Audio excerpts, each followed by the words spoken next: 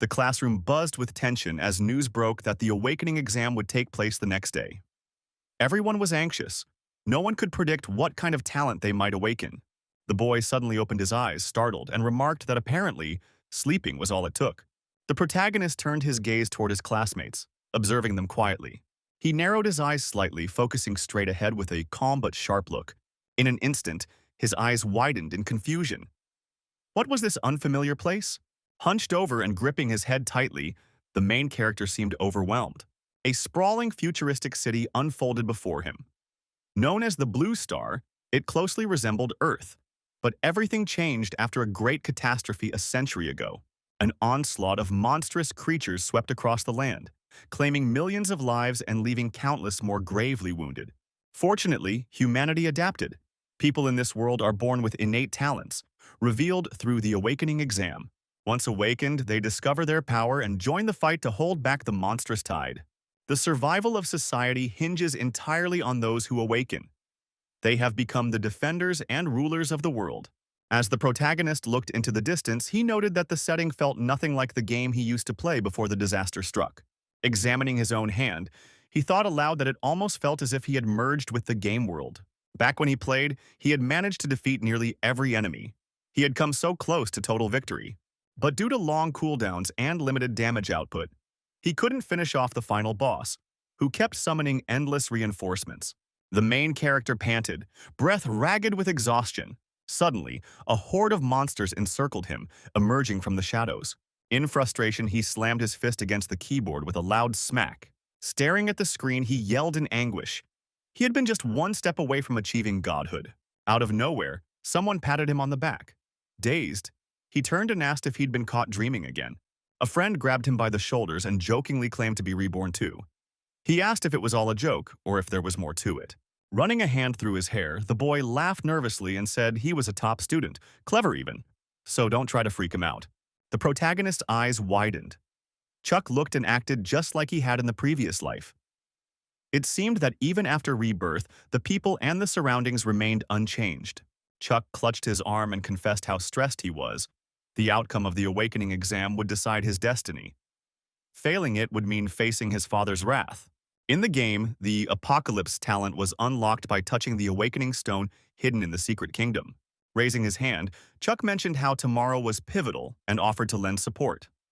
Nate replied dryly, asking what kind of help he meant exactly.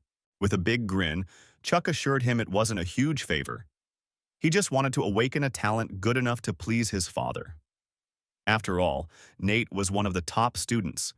Maybe he could give him a hand. Staring at his palm again, the protagonist reminded himself, a game is still just a game. Despite his in-game combat experience, reality might play by different rules. He'd have to find out firsthand.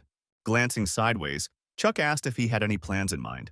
The main character smirked and reassured him not to worry. He'd be the first to venture into the secret kingdom and figure something out. With a casual wave, the protagonist wished him luck, adding that if it all worked out, he'd be treating him to meals for the whole year. The students had gathered inside the training hall, awaiting their turn. One of the boys stretched out his hand and suggested they handle the weaker monsters first. A girl immediately disagreed, saying it would drain too much energy. Another chimed in, warning that elite monsters were far too powerful. He'd need their assistance. Gazing at the shimmering portal, the protagonist concluded that this must be the entrance point. With a faint smirk, Nate stepped forward, thinking, let's find out if this world mirrors the game I once knew. A radiant light enveloped him, and shielding his face with his hand, the hero gasped in awe. Peering into the distance, he was stunned to see that everything resembled an apocalypse starter zone, uniform and unchanging.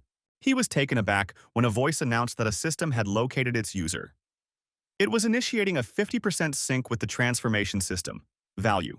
The protagonist questioned aloud, what was the purpose of this transformation system and why was it binding to him? A prompt appeared confirming full synchronization. The first-level transformation system activated. It allowed conversion of two primary active skills into passive ones, and their potency would scale with the hero's core attributes. Grinning, Nate realized that active abilities could actually be converted into passives. If this was indeed the same apocalypse world, the system was exceptionally powerful.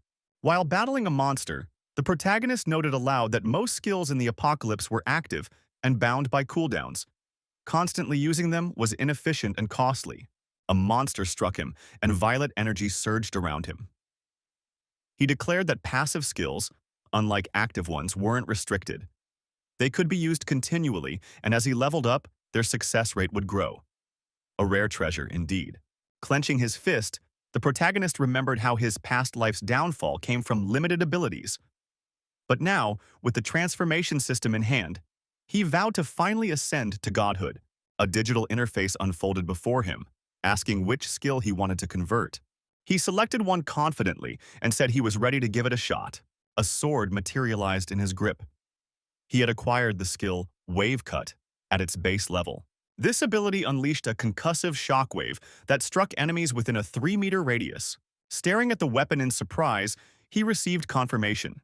The transformation had worked. Wave Cut was now a passive skill, with a 30% chance of activating upon a basic attack.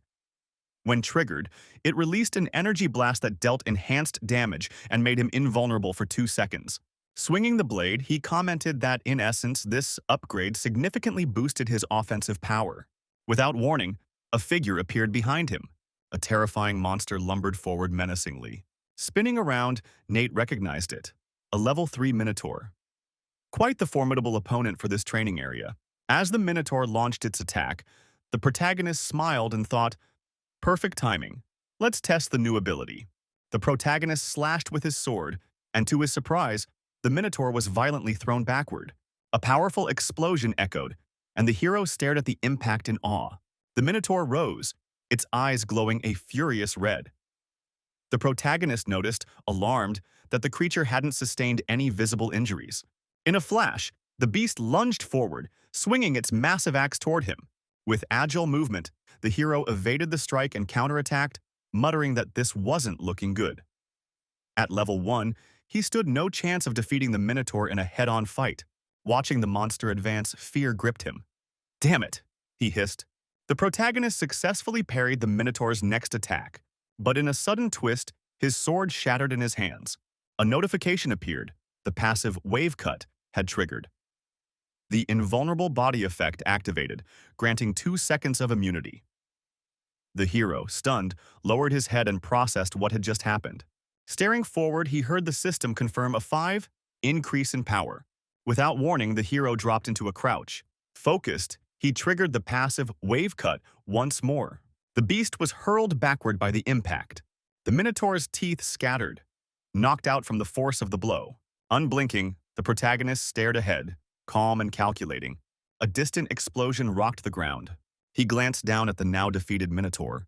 Smiling with satisfaction, Nate declared that after converting the skill into a passive, not only had the damage radius grown, but his overall strike power had also climbed.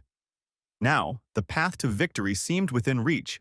Watching the sun descend toward the horizon, he said softly that this time he would go farther. He would ascend. He would become a god. The protagonist's eyes shifted to the side, catching movement. With precision, he landed a clean blow on another monster. He swung his sword with forceful elegance.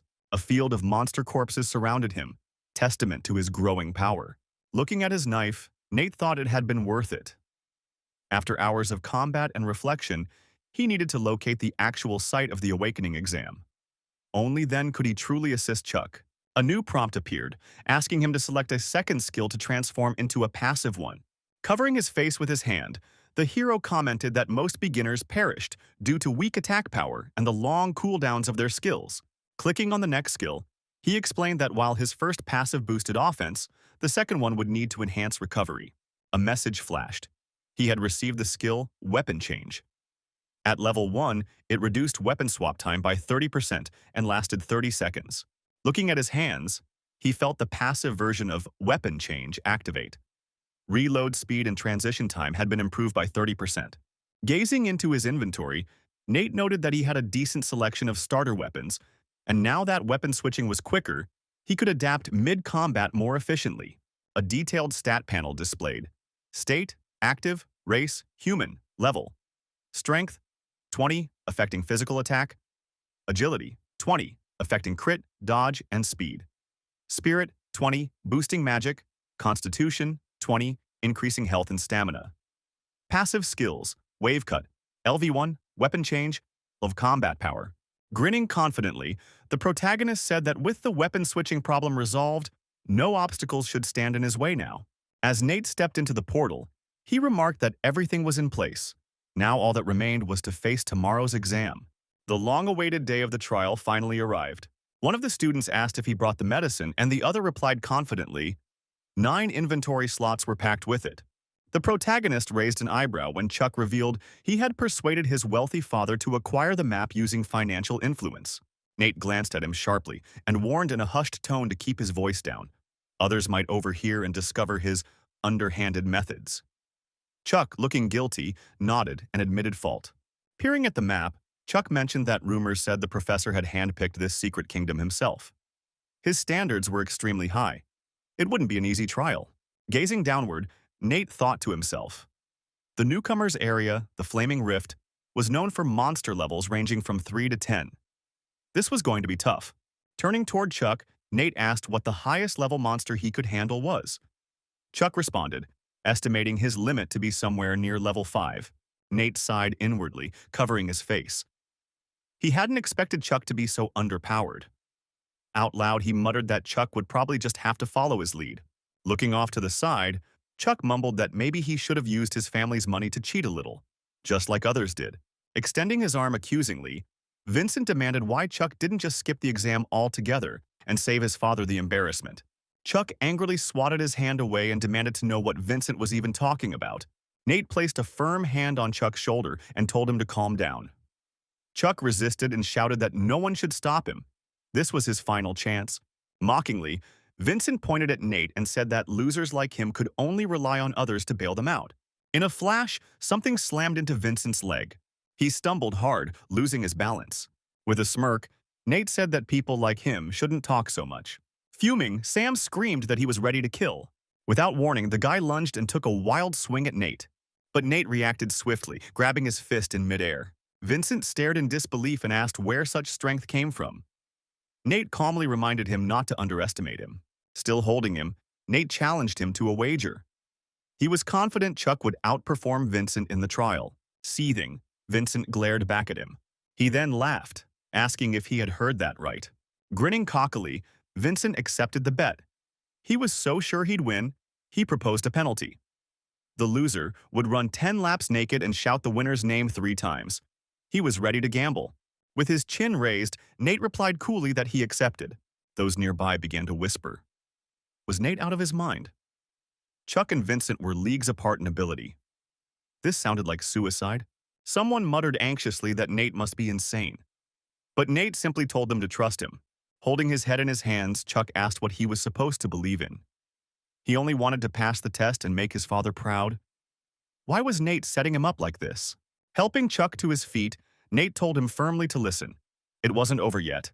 The hero leaned close and murmured that the map could wait, prompting the other to glance at him. The young man questioned if that was truly the case, and the protagonist responded while raising his hand in confirmation. Chuck hollered joyfully that today, Vincent would be dashing around unclothed. Out of nowhere, the man cleared his throat loudly. With eyes fixed ahead, Carl announced that the examination was officially beginning. The students overheard him instructing them to step through the teleport gate one at a time. With a smirk, the boy insisted they wait until he gave his speech. Without warning, the protagonist stepped into the glowing portal. A figure emerged within the alternate realm. A fiery crack tore through space. A voice explained that this realm was essentially a massive volcano filled with bubbling magma. Orcs and demons were the dominant creatures here. After several trials, a boss monster awaited at the summit.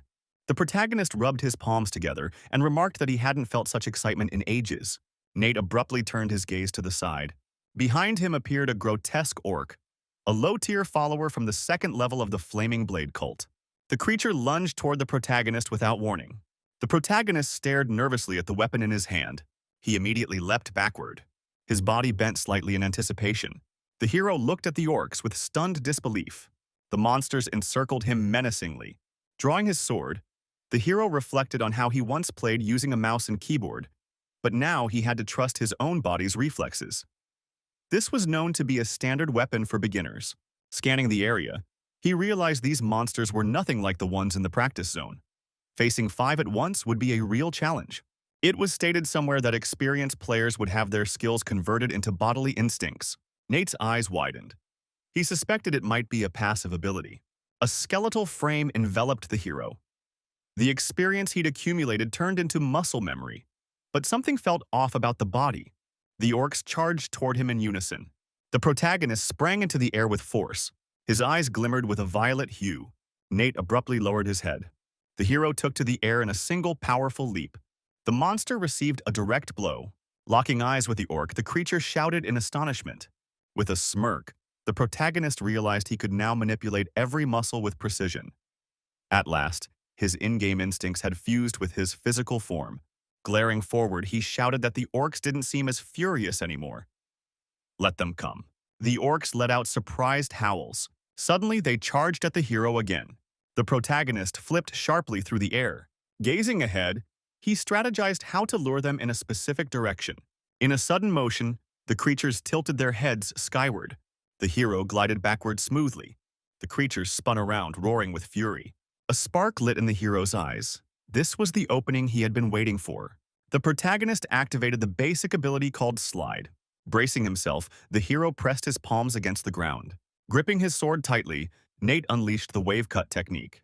He slashed his blade through the air, channeling the skill's full force. The protagonist smirked and thought, "That was fast!" While crouched, Nate reflected in disbelief at how strong the passive strike had been. The hero's weapon landed a solid blow on the monster. Nate advanced confidently, walking along the edges of the fiery cracks. A message appeared stating he earned 50 XP for the kill. "Congrats on reaching level 2, it said. "Free stat points awarded." Then, "Level 3 achieved. More attributes granted." Staring at his clenched hand, the hero realized he could jump 5 levels at once just by slaying monsters. In an instant, the protagonist leapt upward. Focusing straight ahead, Nate noted that now he had quite a collection of weapons and skills. This was way more exciting than the doomsday of his former life. A leaderboard suddenly materialized before him. The young man pointed at the board and exclaimed that it had all shifted dramatically. The protagonist's name occupied the top rank. Raising a finger, another student exclaimed that this was the same guy who clashed with Benson. He'd reached level 3 in under a minute, earning the top spot. Someone else muttered that they had a hidden prodigy at the academy all along. One man stared in shock and muttered Nate's name under his breath. With arms crossed, Carl commented that this was getting interesting. They'd see what other surprises Nate had in store. The protagonist soared out of the rift. All of a sudden, the hero's expression changed to one of disbelief. He kicked off the cliffside and landed gracefully. Gazing forward, the protagonist questioned if this really was what he thought. Out of nowhere, an illusion of a warlock accompanied by demonic hounds appeared. A note identified him as a second-level warlock at the beginner stage. Wide-eyed, the hero recalled from memory that there had been a bug with these enemies in the apocalypse. They couldn't be defeated one by one. They had to be struck simultaneously. Drawing a pistol, the hero thought, "All right, enough talk. Let's make this quick." Suddenly, he launched a grappling hook upward. From his high vantage point, the hero observed the enemies below. The protagonist drew a shuriken from his gear. In a sudden motion, he hurled it at the creature. The spinning blade struck the warlock square in the skull. Instantly, all nearby enemies switched to battle mode. The warlocks turned toward him, eyes filled with confusion. One of them raised his staff and cast the shadow arrow spell. Watching closely, the hero concluded that due to the warlock's low rank, he likely only had access to 2 spells: Shadow Arrow and Hound. In a blink, the hero vanished from view. The monsters reverted the skill's effects to their normal state. Concealed behind a boulder, the protagonist mused that things were going well. The warlock couldn't detect him, and when out of sight, the enemy couldn't attack. The first phase had gone off without a hitch. Smirking to himself, he thought that the next step was to strike the warlock directly. The protagonist lunged at the summoned beast, declaring he'd eliminate the dog first. Shifting his gaze, he noted that the bug in the system was the most intriguing part now. As the warlock began conjuring his hound, the hero realized that summoning took priority over casting shadow arrows. A radiant light formed around the hound. The protagonist blinked in astonishment. Success again, just as planned. With the dog's eyes now glowing, the hero observed that, unable to find his target, the warlock had defaulted to erratically summoning hounds nonstop. Even if his mana was depleted, he'd resume the summoning as soon as it replenished. Peering from behind the rock, The protagonist thought that killing the warlock would cause all his summoned dogs to vanish, meaning he'd gain experience from each one. He lay down comfortably and remarked that he could just nap while waiting for the perfect time to act. 8 hours slipped by. The rankings board reappeared. Chuck, startled, pointed and urged everyone to take a look. A girl drew her gun confidently, while a boy shouted that Sister Bella had fired first. She was incredibly strong. Within a moment, she'd snatched first place and reached level. With weapon in hand, another participant exclaimed that Adam had just become a swordsman. They were curious whether he could beat the boss and reach the Awakening Stone. Their group had made quick progress, and he planned to join in the next year. With arms casually folded, Carl pondered how the standout students were finally making their presence known. But then he wondered, where was that guy? The leaderboard scrolled to reveal Roe. One man widened his eyes in disbelief. He was at the very bottom. A boy chuckled, saying the guy had made such a splash at the start but completely burned out. A joke. A nearby girl added that they had all been wondering how someone that talented had stayed hidden so long. Looking at him, Carl calculated that the secret realm would only remain open for 12 hours. At his current pace, he wouldn't even reach level 6, let alone take down the final boss or claim a talent. Only 4 hours remained in the trial. Another participant pointed and yelled that the scoreboard was shifting again. The man turned his eyes toward the display. Carl gasped, eyes wide. He couldn't believe what the boy was doing. Just a minute ago? The protagonist stretched lazily and thought with satisfaction that he had finally caught up on sleep. Others turned to look. A flood of hounds suddenly appeared, and the hero counted roughly 400 of them. He muttered, "That's a lot." The protagonist pulled out a heavy machine gun. With a sly grin, Nate mused, "Let's see just how many levels I can climb now." The protagonist opened fire, shouting that the hunt had officially begun. A barrage of bullets rained down on the warlocks. They grinned with wicked delight. Bullets zipped through the air as monsters scattered under the onslaught. A system message popped up confirming a warlock had been defeated. Smoke swirled and curled around the hero's body. A prompt appeared, congratulating him on leveling up. He earned free attributes and muttered to himself that the progress felt incredible, even a bit exhausting. Another notification stated, "Congratulations. The passive skill Wave Cut advanced to level 2. Now it has a 35% trigger chance when attacking. Upon activation, it releases a wave of energy dealing amplified damage, 16x strength, and grants 3 seconds of invincibility." The message also announced that the passive weapon swap skill upgraded to level 2. Reload time was cut by 40%. The hero remarked that leveling up also enhanced his passive abilities. What a bonus. With a confident smirk, the main character thought this power boost was impressive. He wondered if a new passive could now be unlocked. On the leaderboard, the protagonist held the top rank. One student exclaimed in disbelief that someone had leaped 10 levels in a single minute. Where had this monster of a genius been hiding? Another replied that a level 13 rank could already compete for a national top 3 spot. In all their years, they'd never seen anything like this guy. Raising a clenched fist, a man declared that everyone should take notice. This student was the real deal. Bob turned toward the headmaster and asked what was going on. In a fit of rage, the headmaster shouted that this behavior was outrageous. That student was completely reckless. He should have been warned beforehand. The teacher beside him lowered his head and apologized quietly. Glancing sideways, Carl muttered that maybe he really was getting old, so easily amazed. Still, he admitted, Nate might just be the most gifted of them all. Junk confirmed it. A new dimension unfolded before them. The protagonist turned his head in surprise. A message flashed. "Congratulations on reaching level. Choose your specialization. Level 10, milestone reached. Selection now available." With a stomp of his foot, the protagonist made his decision. A menu materialized before him. He reflected that in his last life during the apocalypse, he maxed out every tree and nearly reached godhood. Yet there had been one option he never dared select. Examining the list, he said aloud that freedom-loving was a curious choice. It didn't significantly alter stats. A diagram appeared, showing that this specialization allowed complete flexibility. No restrictions on gear, stats, or attributes. He could switch at will. Viewing the stats screen, Nate acknowledged the downside: weak damage output and a massive skill list due to lack of limits. It was viable early on, but later, It would become unwieldy unless properly supported. The protagonist noted that thanks to the transformation system, even a specialization like freedom-loving wouldn't be a burden. Time to test it out. The system confirmed his choice. Since no change was selected, he was auto-assigned as a spellcaster. Loading 50%, 80%, 100%. Load complete. Glancing at his hands, the protagonist wondered aloud, what was this hidden class? A sorcerer? It was announced that Nate remained ranked first, now level 13, and that his chosen specialization was freedom-loving. Someone screamed in disbelief. Was their vision broken? That class had 0 talent markers. What a horrifying pick. Turning red, the principal roared, what was this madness? Teaching children to chase freedom. The man, visibly uneasy, muttered that most students traditionally picked the warrior path. He couldn't understand what Nate was thinking. Covering his face with one hand, he exclaimed that selecting such a class was like throwing away all future potential, an absolute disaster. Leaning back with his hands behind his head, another student asked if the freedom-loving path was truly that bad. Maybe it had some hidden advantages. His friend replied with a nod that he kind of understood the logic.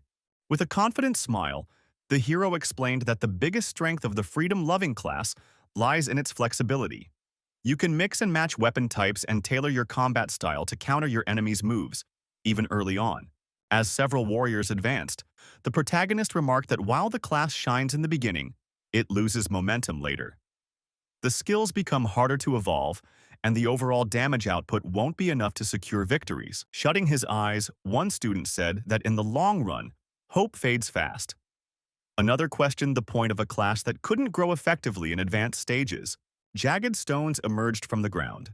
Still grinning, the protagonist reaffirmed that freedom-loving was a perfect fit for him. With the transformation system on his side, he could make up for any lack in power.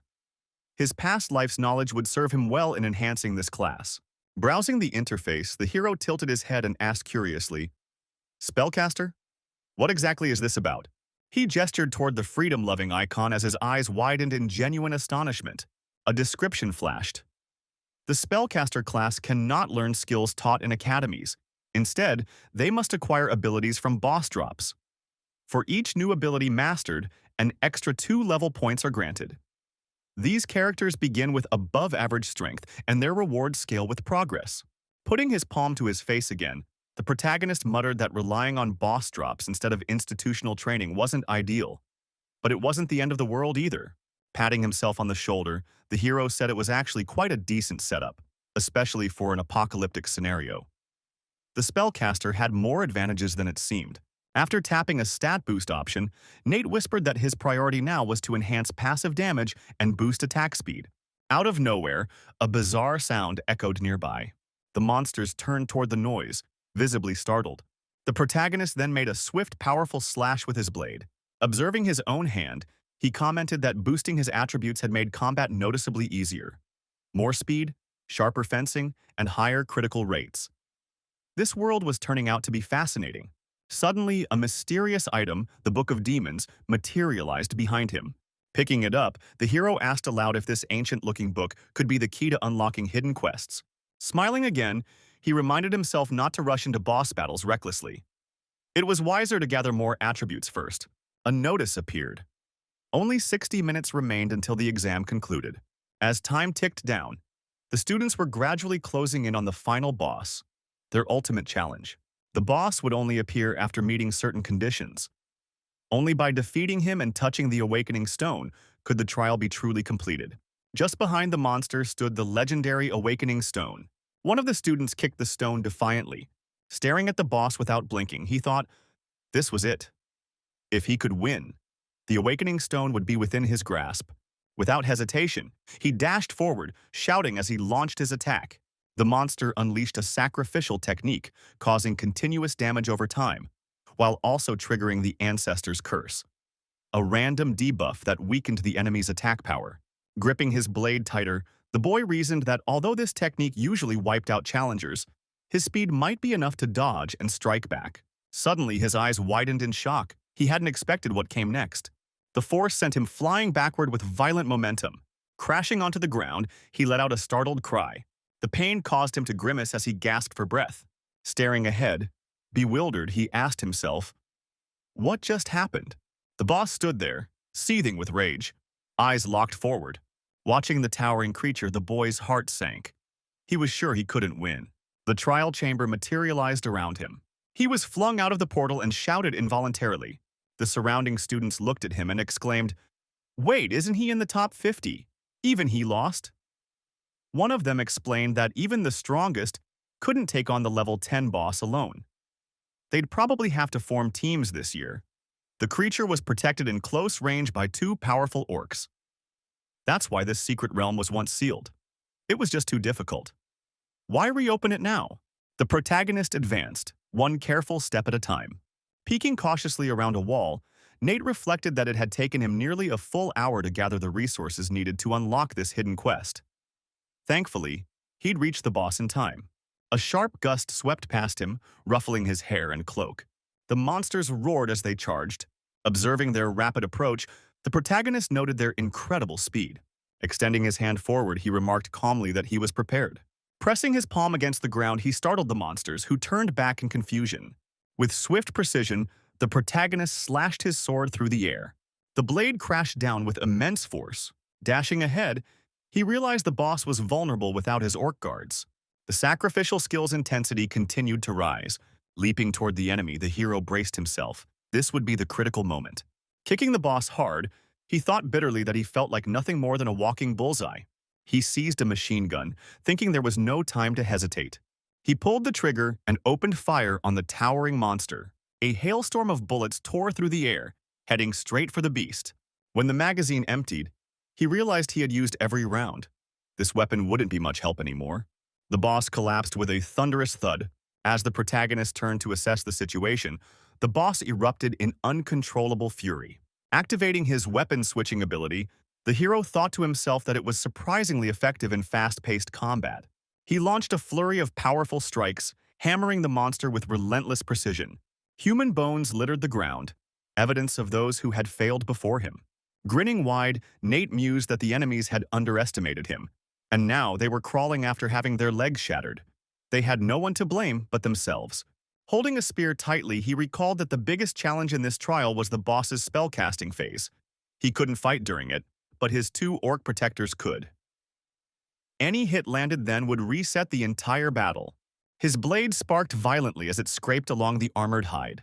Gazing down at the defeated enemy, the protagonist murmured that now, finally, the monster was wide open.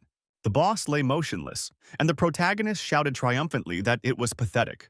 Driving his weapon deep into the fallen foe, the hero declared that the enemy was far too defenseless. A low hum echoed from the nearby portal. Bella extended her hand calmly and remarked that it seemed the top spot now belonged to her. The boy agreed, congratulating her while admitting his misjudgment. It was a loss he couldn't avoid. As he turned back around, he paused and said to wait. Her name wasn't at the top just yet. The girl stared at the leaderboard in disbelief, exclaiming how it could be true. He hadn't even chosen a specialization or hit level 10. Her brow tightened in frustration as she asked aloud if she really lost to some random girl. Holding out his hand gently, the boy told her not to worry. She still deserved first place. Someone else chimed in, saying, "Of course, how could a level 7 defeat elite-class monsters?" They suspected Chuck of cheating and said he needed to be confronted. Adam laid a hand on her shoulder and remarked that ordinary class students sometimes resort to underhanded tricks. The girl replied dryly that if it was fraud, she wouldn't be surprised. In the academic affairs office, someone mentioned hearing that he had used dishonest means. Standing before the instructor, Chuck insisted that he had only participated in the fight and done nothing wrong.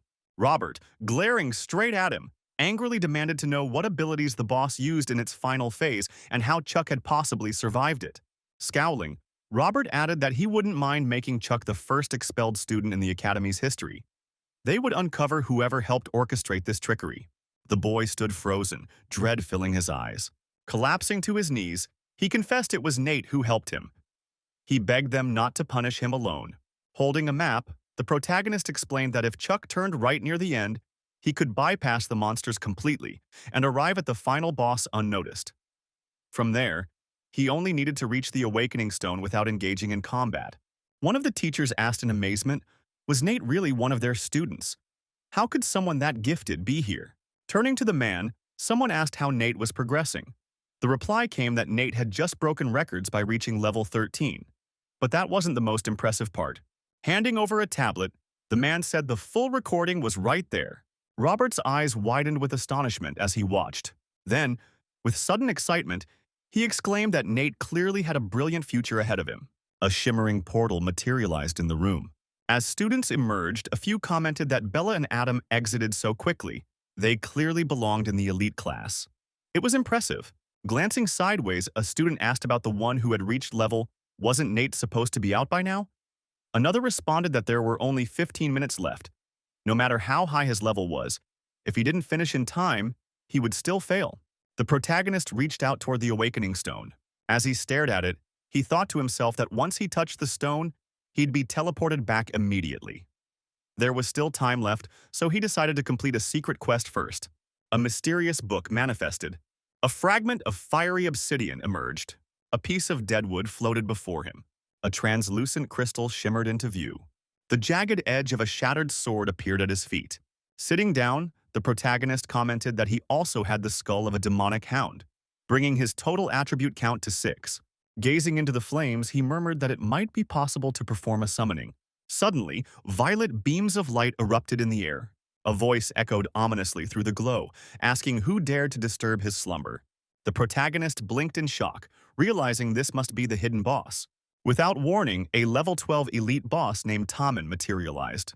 Raising his arm, the boss growled a question. What was this creature before him? Slamming his sword into the earth, he declared with fury that the protagonist must die. The protagonist stared at the widening cracks below, fear creeping into his expression. Streams of magma burst through the fractured ground. Chunks of stone launched skyward, propelled by the lava's force.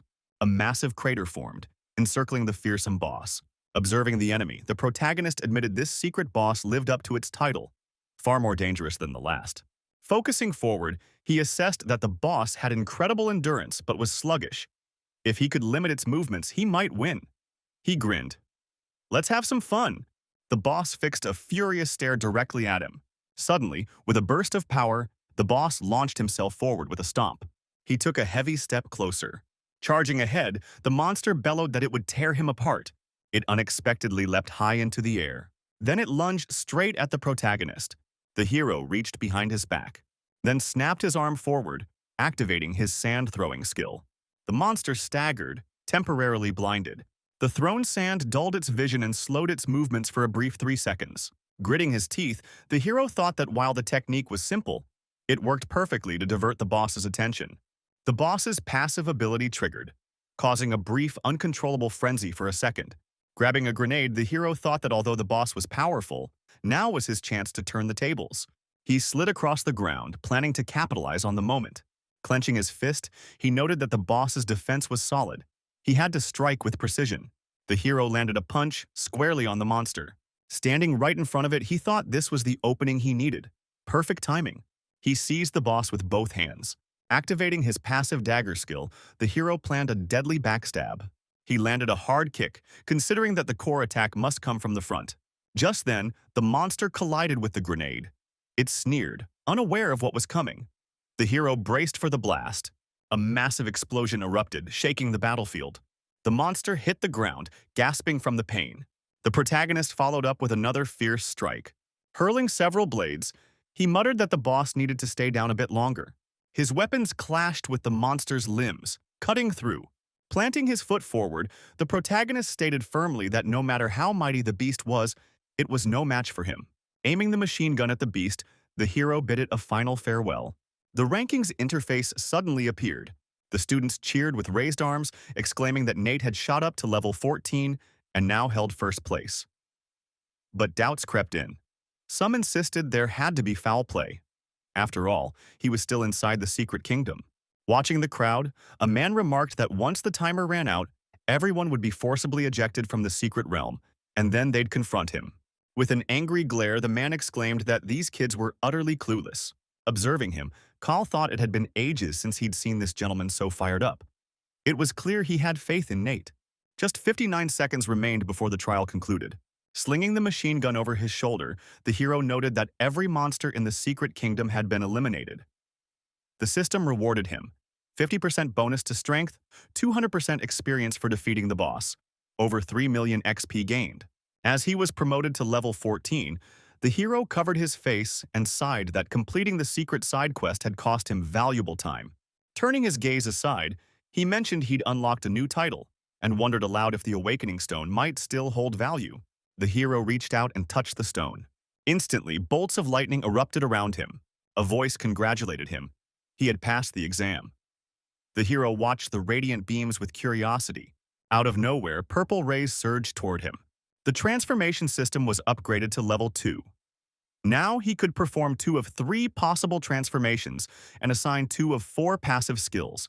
He received new rewards, including the coveted Book of Demons, which boosted his critical hit speed by 20%. Opening the menu, the protagonist asked what the 2 new transformations were, then smiled, pleased by the discovery. One passive transformation had completed: the Gatling gun. When using firearms, attack strength rose by 25%, with a chance to fire 10 bullets at once, each guaranteed to hit. With a smirk, the hero said this would be a major game changer. He might take out multiple foes in one move. Delivering a blow to the monster, he noted that when battling higher-tier beasts, all stats like speed and crit rate usually drop. Often, the enemy struck first. But with his new passive skill, he could slay enemies before they had a chance to act. Reviewing the menu, the protagonist reminded himself that transformation slots were limited, so he had to pick carefully. Selecting a skill, the hero murmured his choice aloud. The system confirmed a successful passive skill transformation. He acquired the knockdown passive. 10% of normal strikes now triggered a shockwave within 2 meters. The hero quickly activated the skill. Wiping his palms, he commented that unlike energy-hungry levitation, knockdown consumed far less power, had a broader attack radius, and could kill multiple enemies. He asked the system to display the current stats. His current condition and power status appeared on screen. Reaching his hand out, the protagonist declared that his combat strength was nearing 10. With that, he would travel to the Apocalypse continent, where the true fight awaited. It was time to leave. The portal glowed intensely as a voice declared the trial over. The secret kingdom was officially shutting down. Students shielded their eyes from the blinding light and cried out in confusion. Then, suddenly, a hand reached out from the radiant portal. The protagonist tossed a hand behind his head and heard someone say it was night. He had regained consciousness. With a furrowed brow, a man pondered the situation. He had truly succeeded. Before him lay limitless possibilities. Observing him closely, a girl asked why he looked so indifferent. Was he not even a little thrilled? One student yelled that he was a fraud and should leave with Chuck, while another demanded that Nate's result be annulled. The man abruptly went quiet. Then, without warning, he stomped his foot. A wave of silence rippled through the hall. The students instinctively covered their mouths, stunned. Robert, standing behind the hero, questioned if he had truly completed the test alone. Turning back calmly, the protagonist thought of how fast everything happened, then confidently replied, "Yes, he did." Placing both hands on Nate's shoulders, the man proclaimed him number 1, someone with a boundless future. Yet it was strange. Despite exiting the secret kingdom last, Nate still emerged victorious. Another student behind Nate chimed in, asserting that deception wouldn't fool them, while a girl added they needed solid proof. The crowd erupted again, forming lines and shouting that he should be disqualified. "Idiots!" someone snapped. "How could you fall for this?" The man exploded in anger, yelling that Nate had faced the hidden boss alone. Though he was only level 12, he had slain more monsters than the rest combined. Robert, placing a hand on Nate's shoulder again, remarked that if he didn't take charge, then a mindless group like them would never have even reached the hidden boss. Bella and Adam shouted in disbelief. They had never even heard of such a boss. How could Nate possibly have known? They suspected trickery. Watching them, a girl mulled over how a simple student from a regular class had seized the top spot. Even the elite rocket class had failed. She was convinced something fishy happened with the boss and demanded a full investigation. Without warning, she landed with a thud. Extending her hand, she smirked and told Nate to be generous, then asked how exactly he managed to summon the hidden boss. The protagonist, taken aback, looked away and asked why he owed anyone an explanation. Amanda blinked in astonishment and repeated her question. Murmurs spread among the students. It was Amanda, the youngest teacher ever in rocket class history, and Nate had just humiliated her publicly. He was finished. She wouldn't let that slide. The hero turned toward her, stunned by the tension. Drawing his weapon, Adam angrily asked, "How dare Nate speak like that?" To their teacher, pointing his sword ahead, he issued a formal challenge. Let Nate be taught a lesson. Expel him if needed. He would now face the strongest the Academy had to offer. Who did he think he was?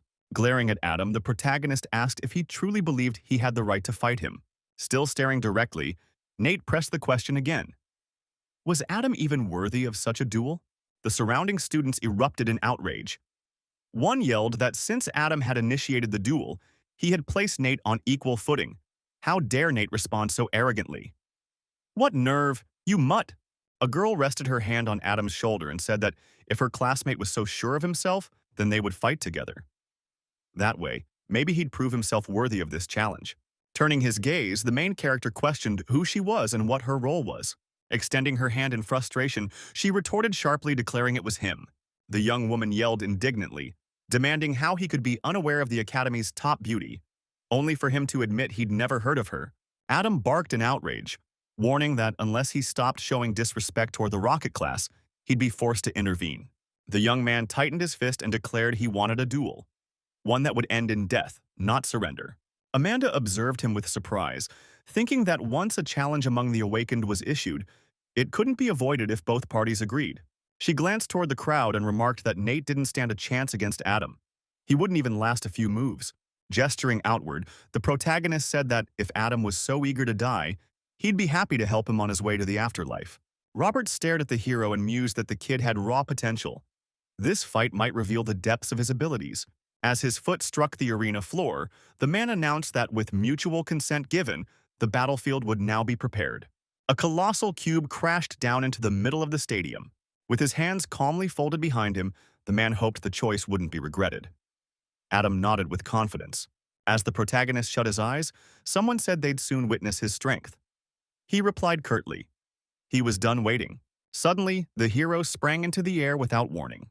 The other boy raised his head, startled, hearing that the duel was about to commence. Grinding his teeth, the guy muttered angrily that whatever happened next wasn't his fault. In a burst of speed, the young man dashed forward using a high-level skill that increased his movement and strike rate by half. From afar, voices noted the display of a swordsman's transformation technique. The protagonist acknowledged Adam's mastery, admitting he couldn't even track his movements. With a wicked grin, the guy boasted that this fight was already over, classmate. In a flash, he appeared behind the main character. Thrusting his blade ahead, he roared that it was time to die. With explosive force, the hero leapt upward again. Smirking, the protagonist calmly asked if that was all his opponent had. Pointing directly at him, the attacker questioned how he managed to evade the blow. Had he shifted form again? With disbelief, he accused him of not playing fair. Adam scowled, admitting he'd underestimated him. Now he'd get serious. Seizing his weapon, Adam shouted that this time, there was no escaping his chained strike. He moved in to attack. The protagonist shifted sideways and activated his knockdown move. The hero glided across the floor with fluid motion. Charging headlong, the guy unleashed a rush ability. With a loud cry, he commanded an aerial strike on the hero. He looked upward and gasped in disbelief. The hero's eyes widened as Adam suddenly invoked his shapeshift and shadow merge ability. Barreling forward, Adam screamed his victory and triggered a skill to reflect attacks. Without warning, a powerful explosion tore through the battlefield. The crowd looked on, stunned, as someone remarked that Adam had blended terror and precision flawlessly. The girl called it a magnificent strike and insisted the liar must fall. Holding the blade confidently, the young man smirked and boasted that no one could rival the velocity of his strikes. But out of nowhere, a sudden blow landed squarely on his face. The protagonist launched a powerful kick, sending the guy stumbling. The onlookers widened their eyes in disbelief. They hadn't even seen him move. The hero's eyes gleamed as his passive ability automatically kicked in. He slashed his sword, activating the wave cut skill, causing his opponent to crash violently to the ground. Gazing at his weapon, the protagonist muttered that his high-speed technique still needed refinement. The girl gasped upon hearing the truth. Her eyes hadn't deceived her. Adam, one of the Academy's top talents, had been taken down in under 30 seconds. Such terrifying strength. Gritting his teeth, the hero asked if anyone else still had the nerve to fight. The girl stared at him in stunned silence. With her head bowed, Bella softly admitted she wasn't qualified to challenge him. The hero slid his hands into his pockets while people around began whispering in awe. Just moments ago, they had mocked him. Now they praised him as a prodigy, asking if someone like him even had a girlfriend. Staring blankly, the girl wondered when Nate had become so powerful and why she suddenly felt drawn to him. One of the instructors frowned, reflecting on Nate's reaction time and flawless skill execution. He was far superior to how he himself once was. Maybe this boy truly was destined to be the Five Circles' next legend. Turning to Nate, Robert addressed the crowd, declaring he had an announcement to make on behalf of the Academy. Resting his hand on Nate's shoulder, he proclaimed that due to his remarkable performance, Nate would be granted a reward of 1,000,000 coins and the prestigious title of student leader. The students all stared ahead, their expressions frozen in shock. With awe in their voices, they asked what it meant to be a student leader. Nate covered part of his face, thinking to himself, judging by their expressions, the title must be valuable. Could it possibly be traded for something?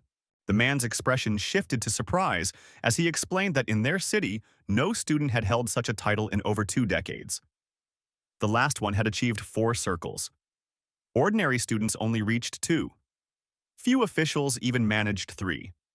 So why had this title gone to Nate? Amanda stared forward and considered the implication, so he might reach 4 circles too in time. Taking a bold step ahead, she resolved to bring such a gifted student into her class. If she succeeded, her reputation would soar. Turning suddenly to Nate, she asked if he'd consider joining the rocket class as class monitor. She would personally oversee his preparation in the final month before the exam. A chorus of jealous students shouted that she was a goddess among teachers, and they would give anything to be in Nate's shoes. He had landed a golden opportunity with ease. The protagonist looked at her and calmly replied, "What did she say?" Because he didn't need any instruction. Raising his arm, he said this wasn't just about her. No one at the academy had the ability to teach him. He questioned whether she truly valued freedom. On the screen it displayed, name, Nate, class, spellcaster. Level, circle, 0. Strength, agility, spirit, constitution, awakened talent, 2nd rank reincarnation. Passive skill, wave cut, LV1.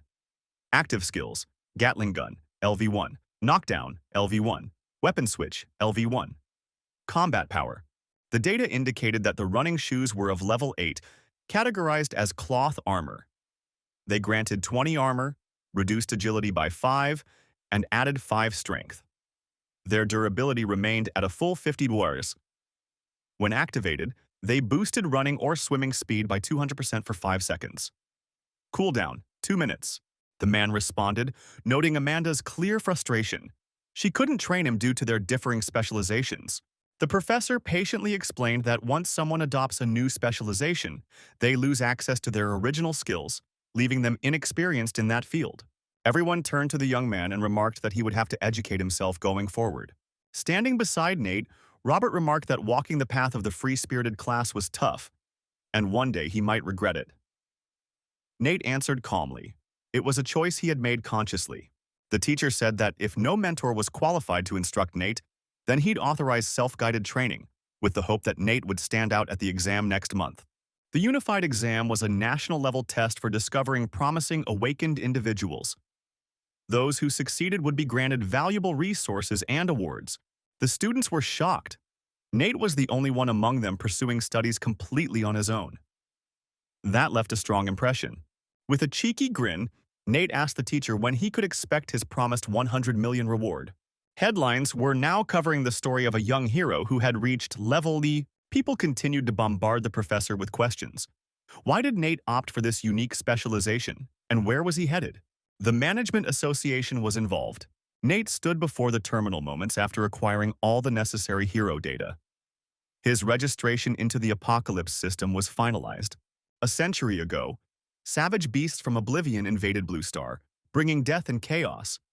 Humanity's only answer was resistance.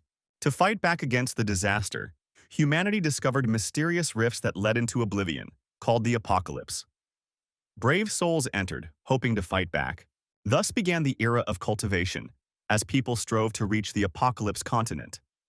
That realm soon transformed into a battlefield where elite warriors from across the globe converged. Unlike the structured exams back at the Academy, the Apocalypse was fraught with real danger. The priority was reaching level 20 and passing the unified trial. In the Broken Islands, the minimum requirement was between levels 13 and... Coincidentally, it was the same region where Nate had once stood himself. The protagonist observed other students working together in teams to exterminate monsters faster. He realized that their tactics were based on what limited methods they knew, just like he once did. Nate remembered that completing hidden missions first yielded the highest score returns. It was the optimal route. He arrived at an abandoned village, still bearing signs of human life. Reaching out, he grabbed a piece of parchment. The note described how someone had spotted a massive shadow while fishing the day before, but no one believed him. The villagers were doubtful. Maybe Nate could investigate. A hidden mission was now available to the protagonist. Nate understood that this quest was one only he could complete. It demanded significant effort but promised a beginner-friendly artifact as a valuable reward. Hernan Beach stretched out before them, bathed in a strange glow. Nearby, people calmly battled against the onslaught of mutated turtles. A fiery spell launched through the air, guided by someone's precise command. Cries erupted as many covered their eyes, startled by the sudden brightness. One student questioned another, accusing him of breaking the no-fighting rule enforced by the academy. With a chuckle, the other replied that he was merely playing around. He claimed the entire beach's monsters belonged to them and told everyone else to back off.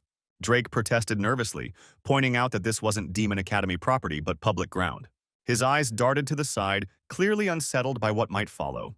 The man challenged the hero, asking him to repeat his words. After all, no monster belonged to anyone. A chorus of voices demanded they leave, insisting there were others in need of the monsters too. Drake growled in frustration, saying they always stole hunting grounds, keeping them 3 levels behind. Chloe yelled that one last guy was still out there. With swift and practiced strikes, the group took down the remaining creatures. The protagonist rushed forward, declaring that this would be the day he taught them a proper lesson. Another guy decided he'd eliminate all the monsters in a single attack, ensuring no one else could claim the rewards. Nate realized the hero was exploiting the combined magic damage of 2 mages to wipe out every enemy. Whoever landed the majority damage would secure the kill, leaving nothing for others. Since regular players didn't understand this mechanic yet, he dashed ahead. If his output was 3 times higher than theirs, he would claim the full credit for the kills. He had to whittle down the monster's HP without redirecting their aggression. If the monsters switched targets, it would be fatal. Being a melee fighter with limited ranged options, he had to act tactically. Meanwhile, the others looked on, confused. Mike sneered and asked if they really thought they could steal his prey. As an icy storm began forming, the system warned, death here would lower his level, and repeated deaths would disable resurrection. The group mockingly asked Nate if he was ready to die now. Everyone was convinced Nate couldn't survive a double mage attack. But to their shock, he stood unharmed after the snowstorm hit. Nobody could believe he lived through magic that should have ended him instantly. Mike bellowed to trigger another storm and finish him. Nate remained unfazed, saying he had activated Wavecut's passive defense and was now following with a snow-slow combo. Then he powered up his Gatling gun. The system confirmed successful activation of the machine gun skill. One bystander was stunned. It should have only lasted 8 seconds, yet somehow Nate extended its use. The crowd stared, puzzled, as Nate casually collected the loot for himself. Chuckling, Nate commented on how devastating the Gatling gun's damage turned out to be. Magic energy crackled and surged in every direction. All around, mutated turtles scurried across the terrain. Nate smiled in satisfaction. He had secured 32 mutated turtle tails. Mike, seething with rage, shouted that they'd been looted and promised revenge. An uproar broke out. Voices echoed that they never should have defied the laws of the Apocalypse continent. Chloe yelled at Mike to stop what he was about to do. With visible fear, the girl warned them that Nate's power far exceeded theirs, and provoking him was a bad idea. Mike, frustrated, muttered to Lee that this wasn't over and they'd come back for payback. Sully, clearly annoyed, told his companions they weren't allowed to just walk away like that. Laughing nervously, Mike admitted he'd made a mistake and promised not to fight Nate again. Nate, furious, gave them 60 seconds to hand over all their loot, or risk starting over from scratch. One of the fighters yelled that he'd never surrender, even if it meant facing death. Drake glanced at the group, puzzled by how fearless all the students seemed. Everyone's attention turned to Nate, confused by his lack of movement. With a grin, the hero joked that he was paralyzed by fear and couldn't budge. A surge of flame was launched in the direction of the boy. His hands morphed into gloves, triggering a rapid-fire boxing evasion technique across the field. Fire surged through their bodies as explosive fists formed from clenched hands. Nate glared at them and delivered powerful kicks that sent everyone flying in all directions. He let out a thunderous war cry that echoed through the area. Drake stared forward in awe, unable to make sense of what had just happened. Standing behind Mike, Nate said he was taking back his earlier words, and now demanded not just the stat items but every last apocalypse coin. Chloe cried out sorrowfully, promising to give up everything they had. The group responded that they hadn't lost yet and didn't need to be mocked. Mike roared in anger, trying to restore order and calm. A sack of belongings was handed to Nate in silence. Mike, filled with regret and anxiety, offered all their items as a peace offering. Nate growled that they were now free to leave. Drake chuckled, still baffled that even elite academy students were no match for Nate. The protagonist turned to the others and suggested forming a party, appointing a team leader. Nate grinned, realizing just like in his past life, strength reigned supreme in the apocalypse. But he wouldn't let anyone get in the way of gathering his attributes. A system alert showed shadowy silhouettes beginning to fade. Nate sighed. He still had 239 turtle tails to collect, and it was shaping up to be a long, dull day. A new day arrived. Nate collapsed on the ground from exhaustion, muttering that his hidden mission was draining him just to gain a single level. The system display began tracking and updating all of his current stats. He was thrilled to see that his agility had exceeded 100, a rare feat for a first year. He decided it was finally time to tackle his main objective. Demon Academy came into view. Mike snapped at his teammates, furious that they were weaker than he was, even though he was just a freshman too. Chloe calmly replied with a grin that she'd found someone capable of helping them handle Nate. Michael smirked. He'd heard that Group 1 had already contacted the top 30 students, and most had agreed to join their effort. He was delighted to discover an even more impressive freshman, someone who had managed to reach level 21 within a single year. Leon replied uncertainly, mentioning that there were whispers about this person never submitting to anyone, and it was unclear whether he'd cooperate. A wave of fire energy surged into action. Mike stood firm, eyes forward, radiating confidence. He casually brushed his hands clean and announced he was unleashing power to execute a fireball spell. With a smirk, the hero turned his head and asked Mike what business brought him here. The group grinned and got straight to the point. They had a plan for battle. But the freshman coolly declined, saying he wasn't interested. The protagonist protested, saying he hadn't even finished explaining yet. The other guy cut him off with irritation, declaring he didn't need anyone's assistance. Mike and Chloe cried out together, saying they wanted to take revenge on the jerk who had humiliated them. The guy rubbed the back of his head, telling them to step aside. Mike's expression turned sour with frustration. The hero shouted that he was a man who valued freedom above all. Kevin quickly pivoted, eyes scanning the group. The hero smiled slyly and admitted that although he usually despised people of this class, this time he'd found a worthy rival. Scene transition. A fishing shop. The hero entered and asked to see the top-tier fishing rods. Nate glanced around, realizing that collecting those broken tails was only step one of the quest. Now he needed proper gear and planned to spend his earnings wisely. The shopkeeper looked over at him and said all the items and prices were listed clearly, and he could browse freely. Facing away, Nate replied that fishing quality depended on equipment, which he didn't fully understand, so he'd appreciate assistance. He was about to ask for a deluxe rod crafted from purple bamboo and 10 live daphnia. The shopkeeper was surprised by his interest in a high-end item. Nate dashed toward the rod, not fully realizing how new he was to fishing.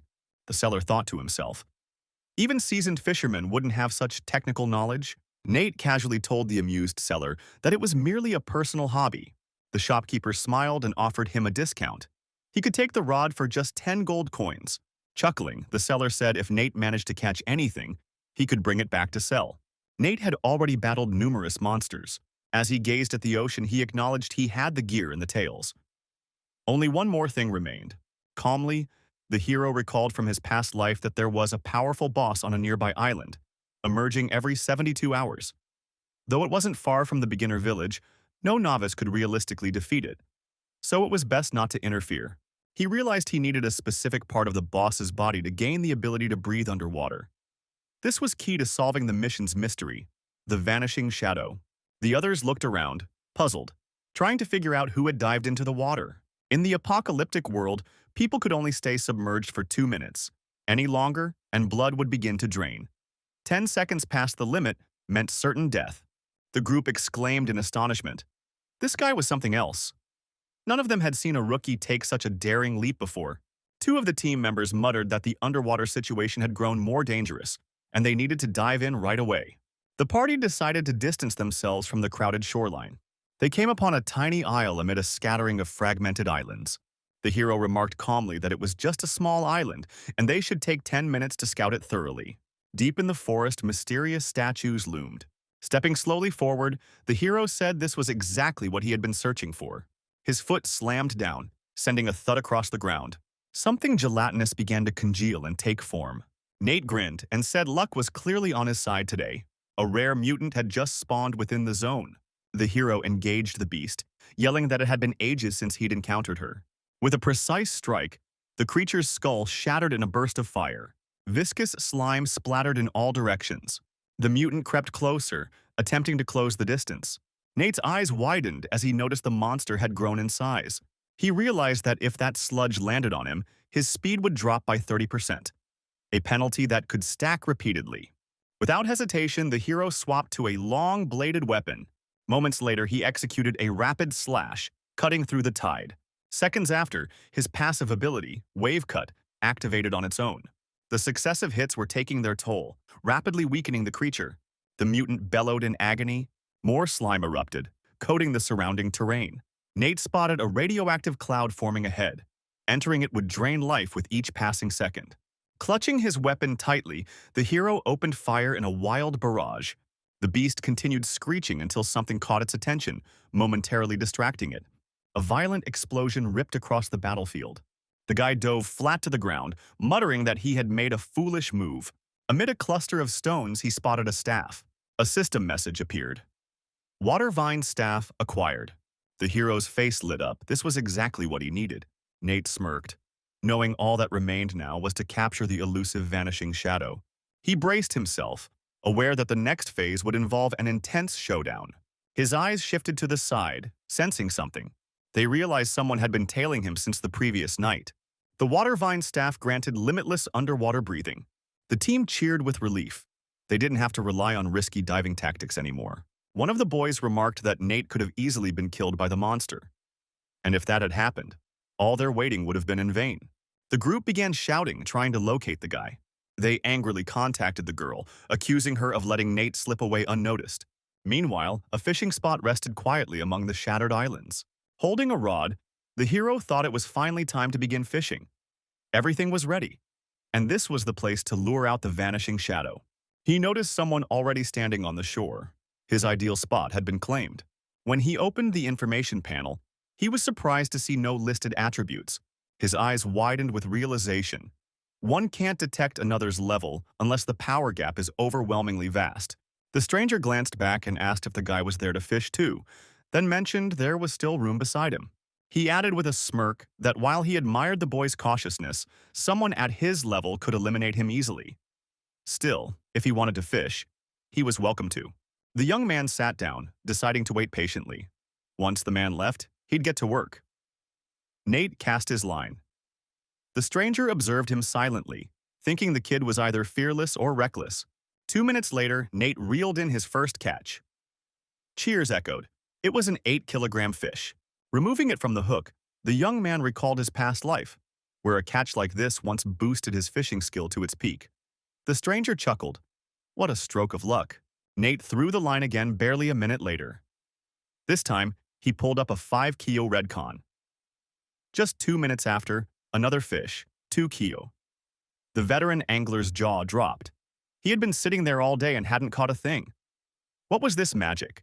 A cascade of congratulatory messages flooded Nate's screen. The older man placed a hand on his hip and jokingly asked if the young wizard could spare a few secrets. Nate crossed his arms thoughtfully. Even though he'd been around for years, fishing was still something he hadn't fully mastered. But he thanked the elder kindly, then offered a genuine tip. Better bait made all the difference. Stroking his chin with amusement, the stranger laughed. What a peculiar youth. So young, yet so knowledgeable about fishing. He was genuinely impressed. Suddenly, his gaze turned sharp. He remarked that based on his observations, fishing wasn't the only thing this guy was good at. Curious, he decided to test something. Nate instinctively tensed. The man extended his hand, conjuring a swirl of crimson energy. Instantly, Nate pulled out a machine gun, asking bluntly why the man cared about his freedom-loving specialization. Resting the weapon on his shoulder, Nate replied that walking your own path was the essence of freedom. Why wouldn't he choose that route? Rising to his feet, the man nodded, acknowledging Nate's potential. With talent like his, the future held limitless possibilities. He offered to mentor him, but Nate respectfully declined. He preferred forging his journey alone.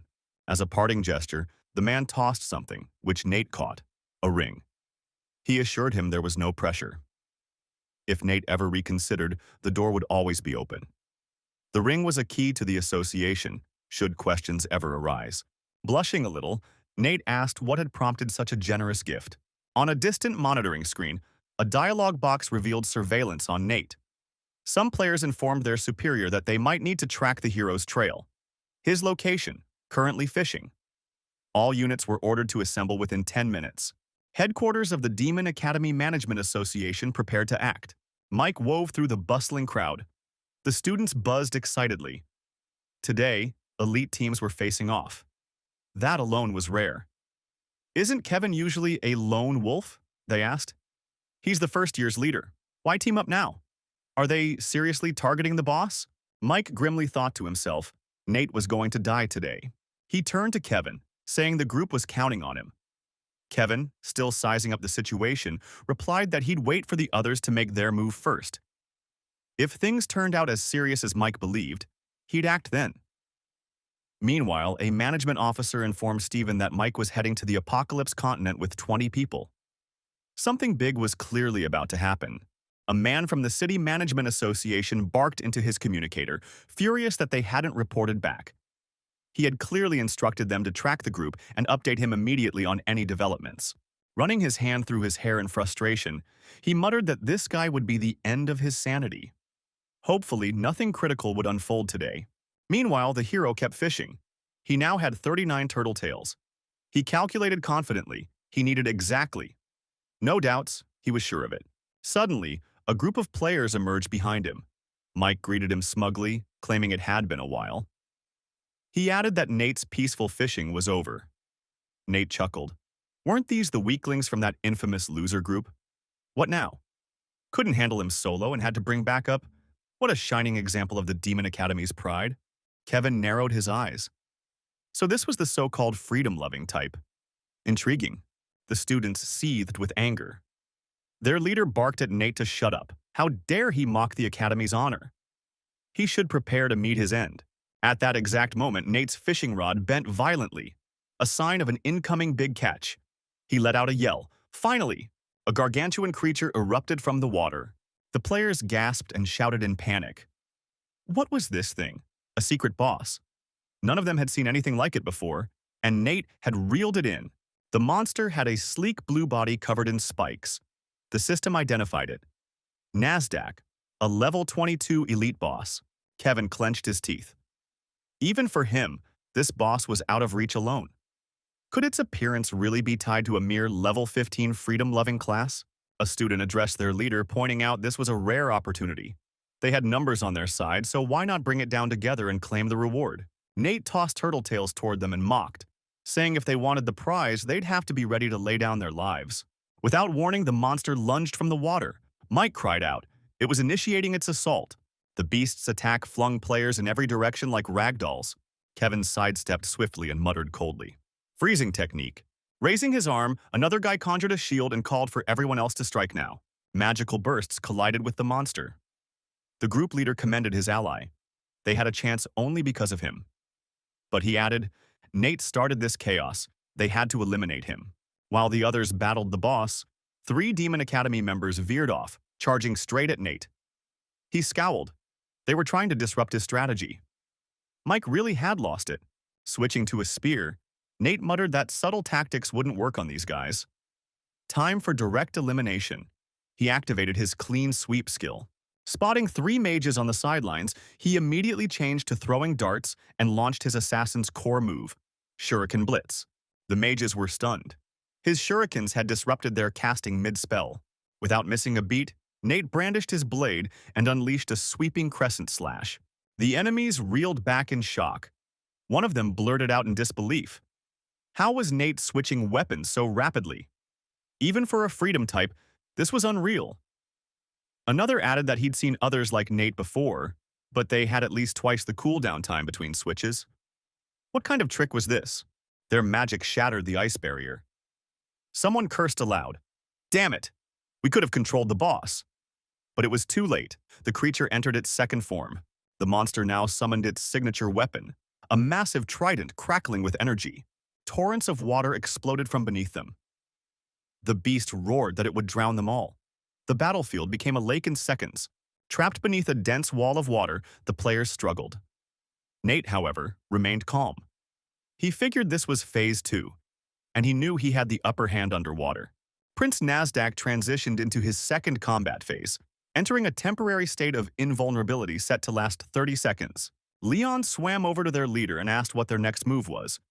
Casting magic in this submerged environment was nearly impossible, and they couldn't hold their breath much longer. Chloe pointed out that Nate was completely isolated. Either way, she added grimly, the boss would likely eliminate him soon. Mike clenched his fists in frustration. What was the point of bringing so many people if they still ran into a disaster like this? Was the universe favoring Nate now? It felt utterly unjust. From behind, Kevin spoke up. If the rest wanted to retreat, he'd face the so-called freedom-loving warrior himself. Mike took comfort knowing Kevin was still on his team. Raising both arms, Mike rallied the team. If they focused, they could still take Nate down. He proposed they ignore Nasdaq for now. Instead, he urged them to concentrate all efforts on killing Nate, promising double the reward to anyone who helped finish the job. The students exchanged uncertain glances. Then, one by one, they activated their combat gear and advanced toward Nate. Grinning, Nate asked mockingly if they were finally serious about trying to kill him. He evaded a fireball and noted that only 32 seconds remained until the boss resumed action. Holding it off would soon become impossible. Without hesitation, Nate dove deeper into the water. Mike lost sight of him and wondered, had Nate chosen to end his life voluntarily? 2 minutes underwater was suicide. That time had nearly passed. The boss opened its maw. Prince Nasdaq's invincibility was nearing expiration. Tension mounted. The elder's forehead pulsed with a vein. He knew he couldn't last underwater much longer either. Escape seemed unlikely now. The boss unleashed a skill, abyssal vortex, targeting the players.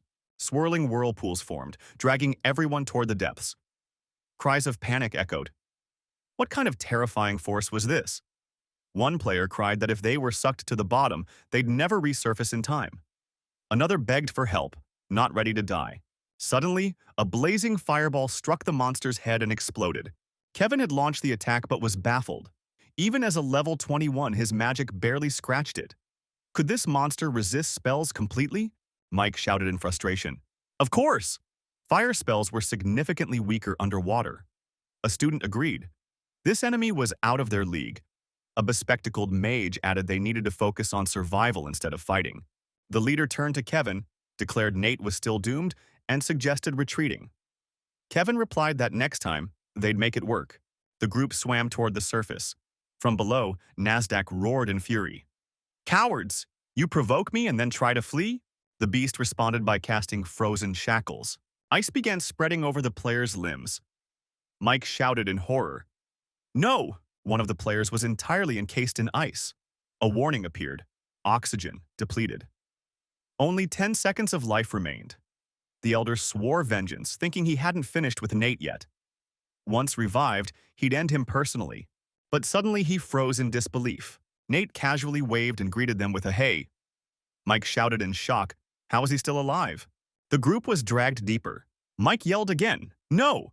How did Nate survive all of this? Jack turned back. Nate told him the battlefield now belonged solely to them. Just then, a powerful beam of light shot from Nasdaq's mouth. He cast frozen shackles once more. Nate thrust his hands forward and activated the beginner ability Mask of Awareness, which cloaked his presence. He thought it was time to match the monster's speed. He parried the incoming blow with precision. A digital interface popped up.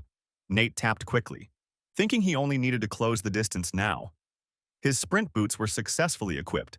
He darted straight toward the boss, thinking the speed boost reward was finally paying off. The acceleration kicked in instantly. Switching to a one-handed blade, he noted that while his level was technically 15, stat bonuses let him wield level 17 skills. Thanks to his 5x attribute multiplier from duel specialization, he was effectively fighting at level. Without hesitation, Nate declared it was time to bring Nasdaq down, thrusting his sword into the monster's skull. He quickly leapt backward as the beast snarled, vowing to kill him. The hero changed weapons again, this time to a machine gun. He leveled it at the monster and prepared to fire. The weapon came to life, bullets striking the boss squarely in the head. Nasdaq's health gauge plummeted, nearly depleted. Nate extended his hand and cheered. Just 101 HP remained. It was time to finish this. The monster lunged forward with a deafening roar, mouth wide open.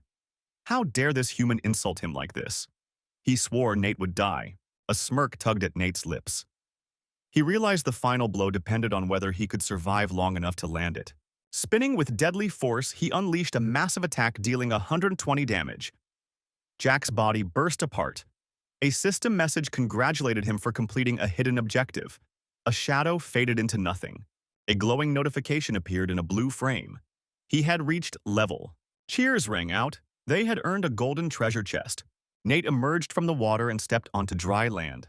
He lifted the lid of the chest with anticipation. Inside, he found a white ribbon inscribed with ancient glyphs. The system congratulated him for obtaining the epic item, the Tide Amulet. A note clarified that it could be used even at his current level. The higher the item's level, the more powerful it would become. A cunning grin crossed Nate's face. This artifact would let him destroy high-level monsters with ease. As long as he respected its usage limits, he'd be untouchable against enemies 10 levels above him. Over at Jiang City's education department, a man shouted in protest against awarding Nate the annual quota. Charlie folded his arms and reminded them Nate had just shattered the city record by hitting level. "So what's the issue?" he asked. Greg, seated across the room, admitted the boy was gifted, but argued he hadn't chosen a traditional path. He was just a freedom seeker. Suddenly standing and slamming his hands on the table, Greg barked that only one quota was available this year. Why should they waste it on Nate? He was strongly against it. Charlie stood too, snapping back that Greg had secrets of his own. Was this just a way to bury them? A man across the table began clapping slowly.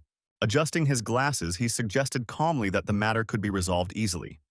After all, their last vote was to send Misha from Thank You School. That student not only hit level 12 but also awakened an officially ranked talent. He'd selected the wizard class, but in the end their choice wouldn't really matter much anyway. Nate arrived just after the verdict had been reached. Greg proposed a simple solution. Why not let them duel for it? The winner would earn the quota. A man in a sleeveless shirt opened the door, apologizing for the delay. Nearby, his friend was excitedly weighing his catch. 734 kilograms, exactly. He handed Nate a coin tray and asked how he managed to pull off such a feat, promising to return 30% of all purchases. Nate mused that the apocalypse continent was truly overflowing with wealth. The hero turned to the display where the host was addressing the audience. Live coverage from Jiang City Academy. The young man removed the towel from his head and questioned, "Jiang City Academy?" The man beside him looked surprised and noted that recent news had been dominated by the upcoming competition between Jiang and Fang academies to decide the quota's owner. Nate flicked his fingers to bring up the info window, muttering, "Quota contest?" Why hadn't anyone informed him? His eyes landed on a string of missed calls. He realized the chaos from the last event had buried the notifications. Shrugging, he decided it was time to catch up on recent developments. A man with a mic gestured toward the scoreboard, explaining that the contest had 2 segments. 10 points for the team round and 20 for the endurance battle. The academy with the highest score would win. Each academy would send 20 fighters, and the 5-on-5 matches would be elimination style. Whoever had the most survivors would claim victory. The announcer's voice echoed across the vast stadium as he welcomed the competitors into the arena. The Jiang City team fielded a well-balanced lineup. A melee fighter, spellcaster, gunner, healer, and traditional warrior. Representing the Feng Academy were a swift swordsman, mounted fighter, elemental mage, stealthy assassin, and a brute force boxer. Cheers erupted from the crowd. Bella was wished good fortune. Some students pointed out Misha, Feng's top-ranked pupil, boasting level. They agreed he couldn't match Nate in talent, but strangely, Nate had been missing lately. Greg smirked openly, mocking that Nate was likely too scared to compete. Robert reassured him that Nate would show up, no doubt. With a condescending smile, Misha taunted, asking what happened to the famous Nate. Did the academy think anyone could challenge him? He called their school a garbage heap. Bella clenched her jaw in frustration. Where on earth had Nate gone? This was their one shot at the quota. How could he just vanish? Turning to her teammates, she urged them to prepare a plan. One fighter was to guard the priest against backstabs and keep enemies off his rear. The opposing team lacked a healer, so their own needed maximum protection. Nodding toward her allies, she explained that she'd launch a fire attack later and instructed the fighter and boxer to strike Misha directly. They had to stop him before he could cast anything. Charlie stepped up, adjusted the mic, and officially declared the start of the competition. Bella issued the order, attack. Two teammates charged forward. The boxer intercepted incoming bullets, shielding the leader from gunfire. The commentator shouted with excitement. It was classic Bella. Her A-ranked fire ability boosted her power by 25%, allowing her to overwhelm her opponent fast. Now, the fighter had a clear shot at Misha, who was in serious danger. The fighter launched a strike on the mage from behind. The mounted warrior responded, activating a support skill that knocked the attacker back using his shield's force. Just then, the assassin activated a stealth technique, vanishing from view. Bella glanced back at the priest and yelled a warning. The enemy assassin had disappeared. She urged them to protect the healer. One teammate shouted and pointed behind her. The threat was at their rear. The enemy struck Bella from behind. She gasped in pain, barely managing to turn around. She countered the blow with a powerful kick, sending the assassin flying sideways. Wiping the blood off her face, Bella questioned aloud why she was the target instead of the priest. Misha raised his gleaming staff and sneered. Did she still not understand?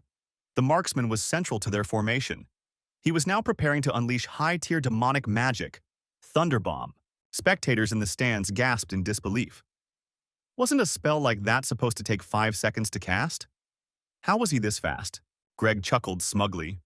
The others were baffled. Misha had awakened a rare talent, spellcasting acceleration, which slashed casting time by 30%. He launched an attack aimed directly at Bella. The priest activated a defensive barrier to pull her away from danger. Though she tried to flee, Misha declared it pointless. Thunderbomb would catch her regardless. She looked over her shoulder, her eyes widening in horror. A blinding burst of light descended on her. Bella lay motionless on the arena floor, while the enemy mage instinctively recoiled. A teammate rushed to her side, urgently stating they had to heal Bella immediately or she wouldn't survive. They had lost this round. Misha burst out laughing, gloating that their leader had fallen and Nate still hadn't shown up. He mocked that Zhang City Academy would be crushed today. The team match was halted due to Bella's severe injuries. The attrition battle score hit 418, putting Fang Hu Academy in the lead. A brutal warrior now faced off against a magical swordsman. A student in the stands clutched his head, crying that it was over. They had already lost 18 skirmishes, while Fang still had 15 fighters. Another blamed Misha, calling him unstoppable. He'd taken down 8 opponents solo.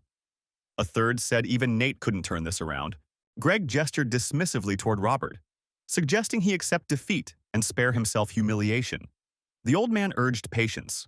A bystander tilted his head and sneered, surprised that Robert still had faith. He invited everyone to sit back and enjoy Fang Academy's dazzling victory.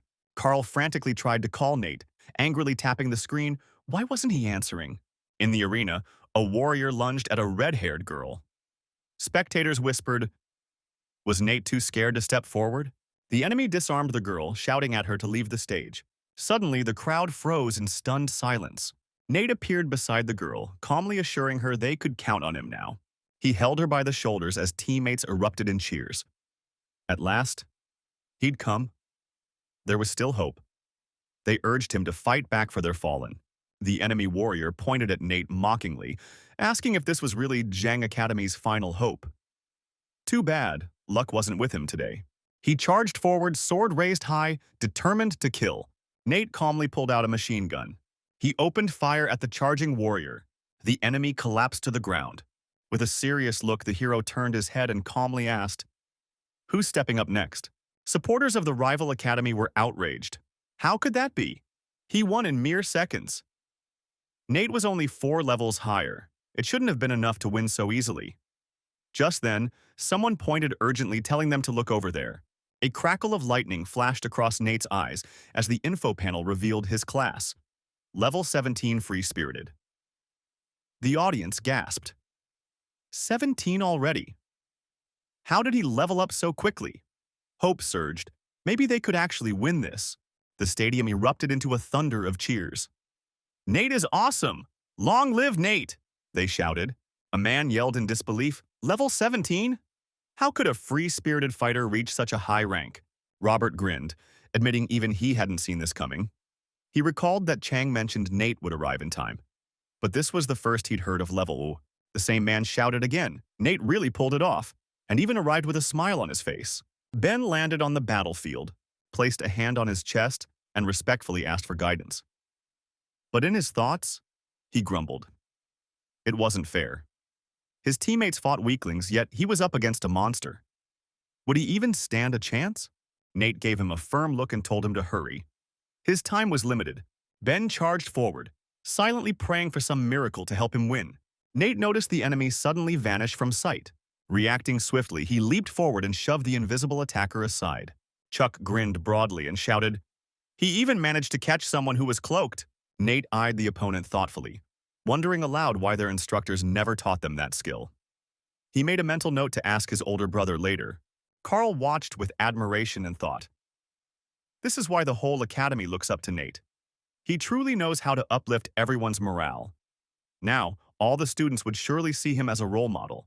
10 minutes later, a breathless student burst into the lounge yelling that things were looking bad. Misha, annoyed, asked if it wasn't obvious that he was resting. Why all the shouting? The student shouted that Nate had shown up last minute and in just 15 minutes turned the tide. Their own fighters were dropping from exhaustion. Mattia clenched his jaw and shouted that this couldn't be happening. The audience looked toward the arena and roared in disbelief. What kind of miracle was this? Even the mighty Fang Academy was being overwhelmed. Their only hope now was for another miracle. Victor stood trembling, wondering why he had to be the final contender. Couldn't he just quietly wait for Nate to defeat him? Why was he forced into such humiliation? Misha exited the room and mockingly questioned whether it was fair to pressure someone level 10 when you were level 0. He gave Nate a sharp glare and declared that he would take the risk and face him himself. One of the officials protested loudly. It was against the rules. Misha had already used his rest period and wasn't permitted to return to battle. Misha scoffed and demanded whether Nate was scared. He was just level 12 after all. Was Nate willing to fight him in the final round? Nate observed him and sensed something unusual. This guy wasn't like the others. The Fung Academy students weren't ordinary. And now was the perfect time to test that theory. He then replied with a calm resolve, "Fine, let them fight."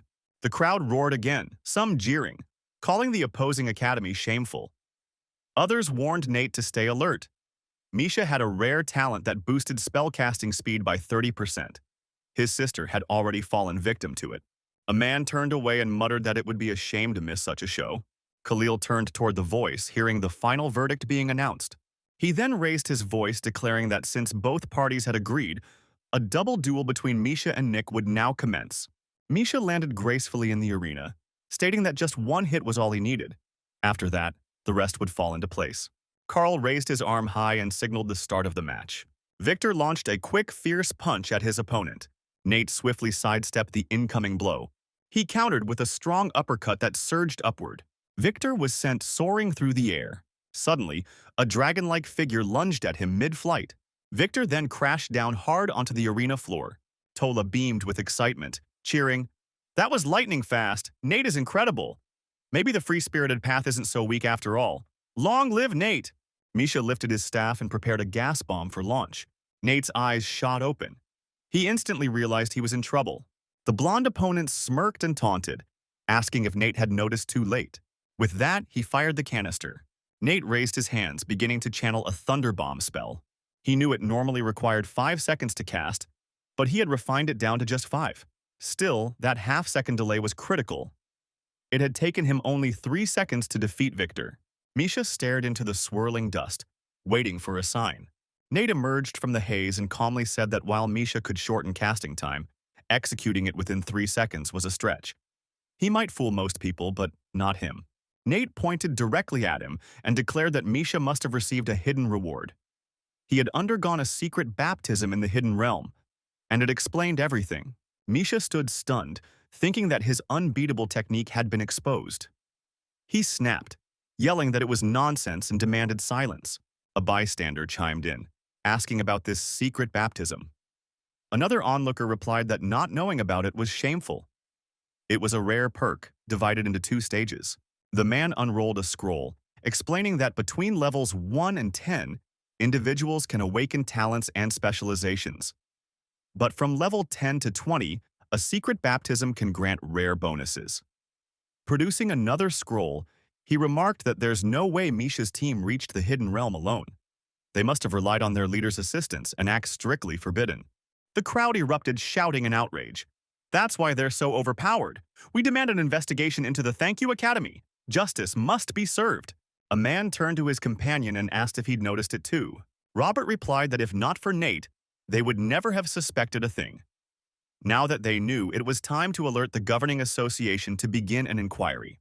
Another voice accused the academy of resorting to defamation once they realized the enemy was too formidable. How had Nate been able to uncover Misha's abilities when no one else could? The crowd murmured in awe. Nate's insight clearly exceeded the ordinary. If they really thought about it, he was far beyond any regular third year. What a revelation! Nate looked up into the sky, reflecting on why fate had drawn so much attention toward him. The man, stunned, doubted a third-year student could reach level 17 so swiftly, suspecting they strayed from the right path.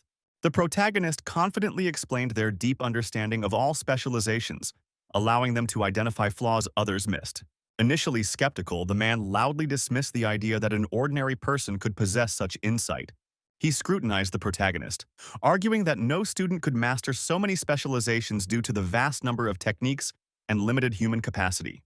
Challenging the protagonist's boldness, the man proposed a test, starting with a discussion on the obscure Holy Messenger of the Blue Fist. Spectators gasped, noting the rarity of this specialization, convinced the protagonist, Nate, lacked knowledge of it. Greg, frustrated, silently admitted he himself only knew of this specialization from his youth, fearing Nate's exposure. Nate calmly detailed the Holy Messenger's mind control skill, including its mechanics, stats, and effects, surprising the crowd. Greg, shocked, realized he had underestimated Nate's knowledge. A girl pointed to Greg's stunned expression as proof of Nate's talent, while another spectator praised the elder's brilliance. Misha, unconvinced, suggested Nate's success was luck and challenged him with a question about the spellcaster's hidden characteristics. The audience roared, accusing Misha of deliberately trying to stump Nate with an obscure question only spellcasters would know. Nate confidently clarified that a spellcaster's ability to embody studied spells wasn't hidden, explaining the 5 elemental spell types and the power of gold-based thunder bomb. Misha, incredulous, demanded to know how Nate acquired such knowledge. Overwhelmed, Misha's legs gave out and he collapsed in disbelief. Charlie, disappointed, remarked that Misha misused his talent, signaling the event's conclusion and awaiting the results. Greg, regretful, admitted his student's failure, having hoped to guide him toward a bright future. The judge declared Jong City Academy's victory, stripping the opposing academy of its achievements. Nate stood triumphant in the arena, celebrated as the undefeated champion.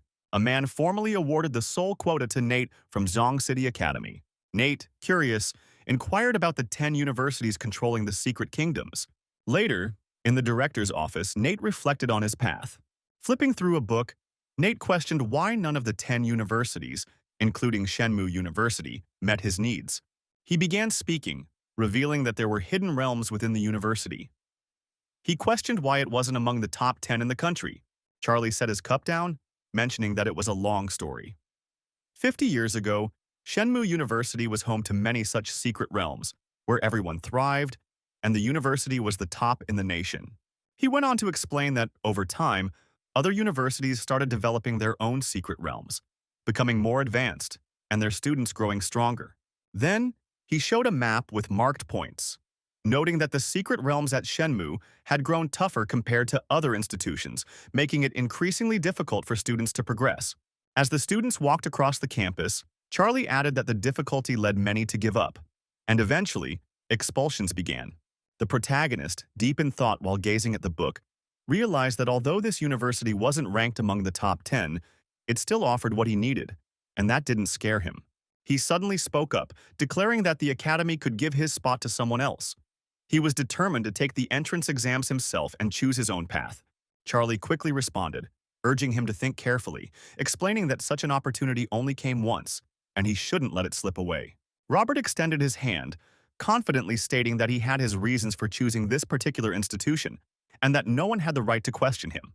Nate held out the book, asking if the academy could provide the necessary documentation, and Robert assured him there wouldn't be any issues. Charlie, looking at him, asked what it was that he wanted. The other guy spoke up, noting that they had just received data on the beach area. He believed they could gain a better understanding of Nate's personality.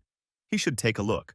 He scrolled through the data on his tablet, thinking that it was hard to imagine which institution would actually choose him, before staring at the protagonist's profile in disbelief.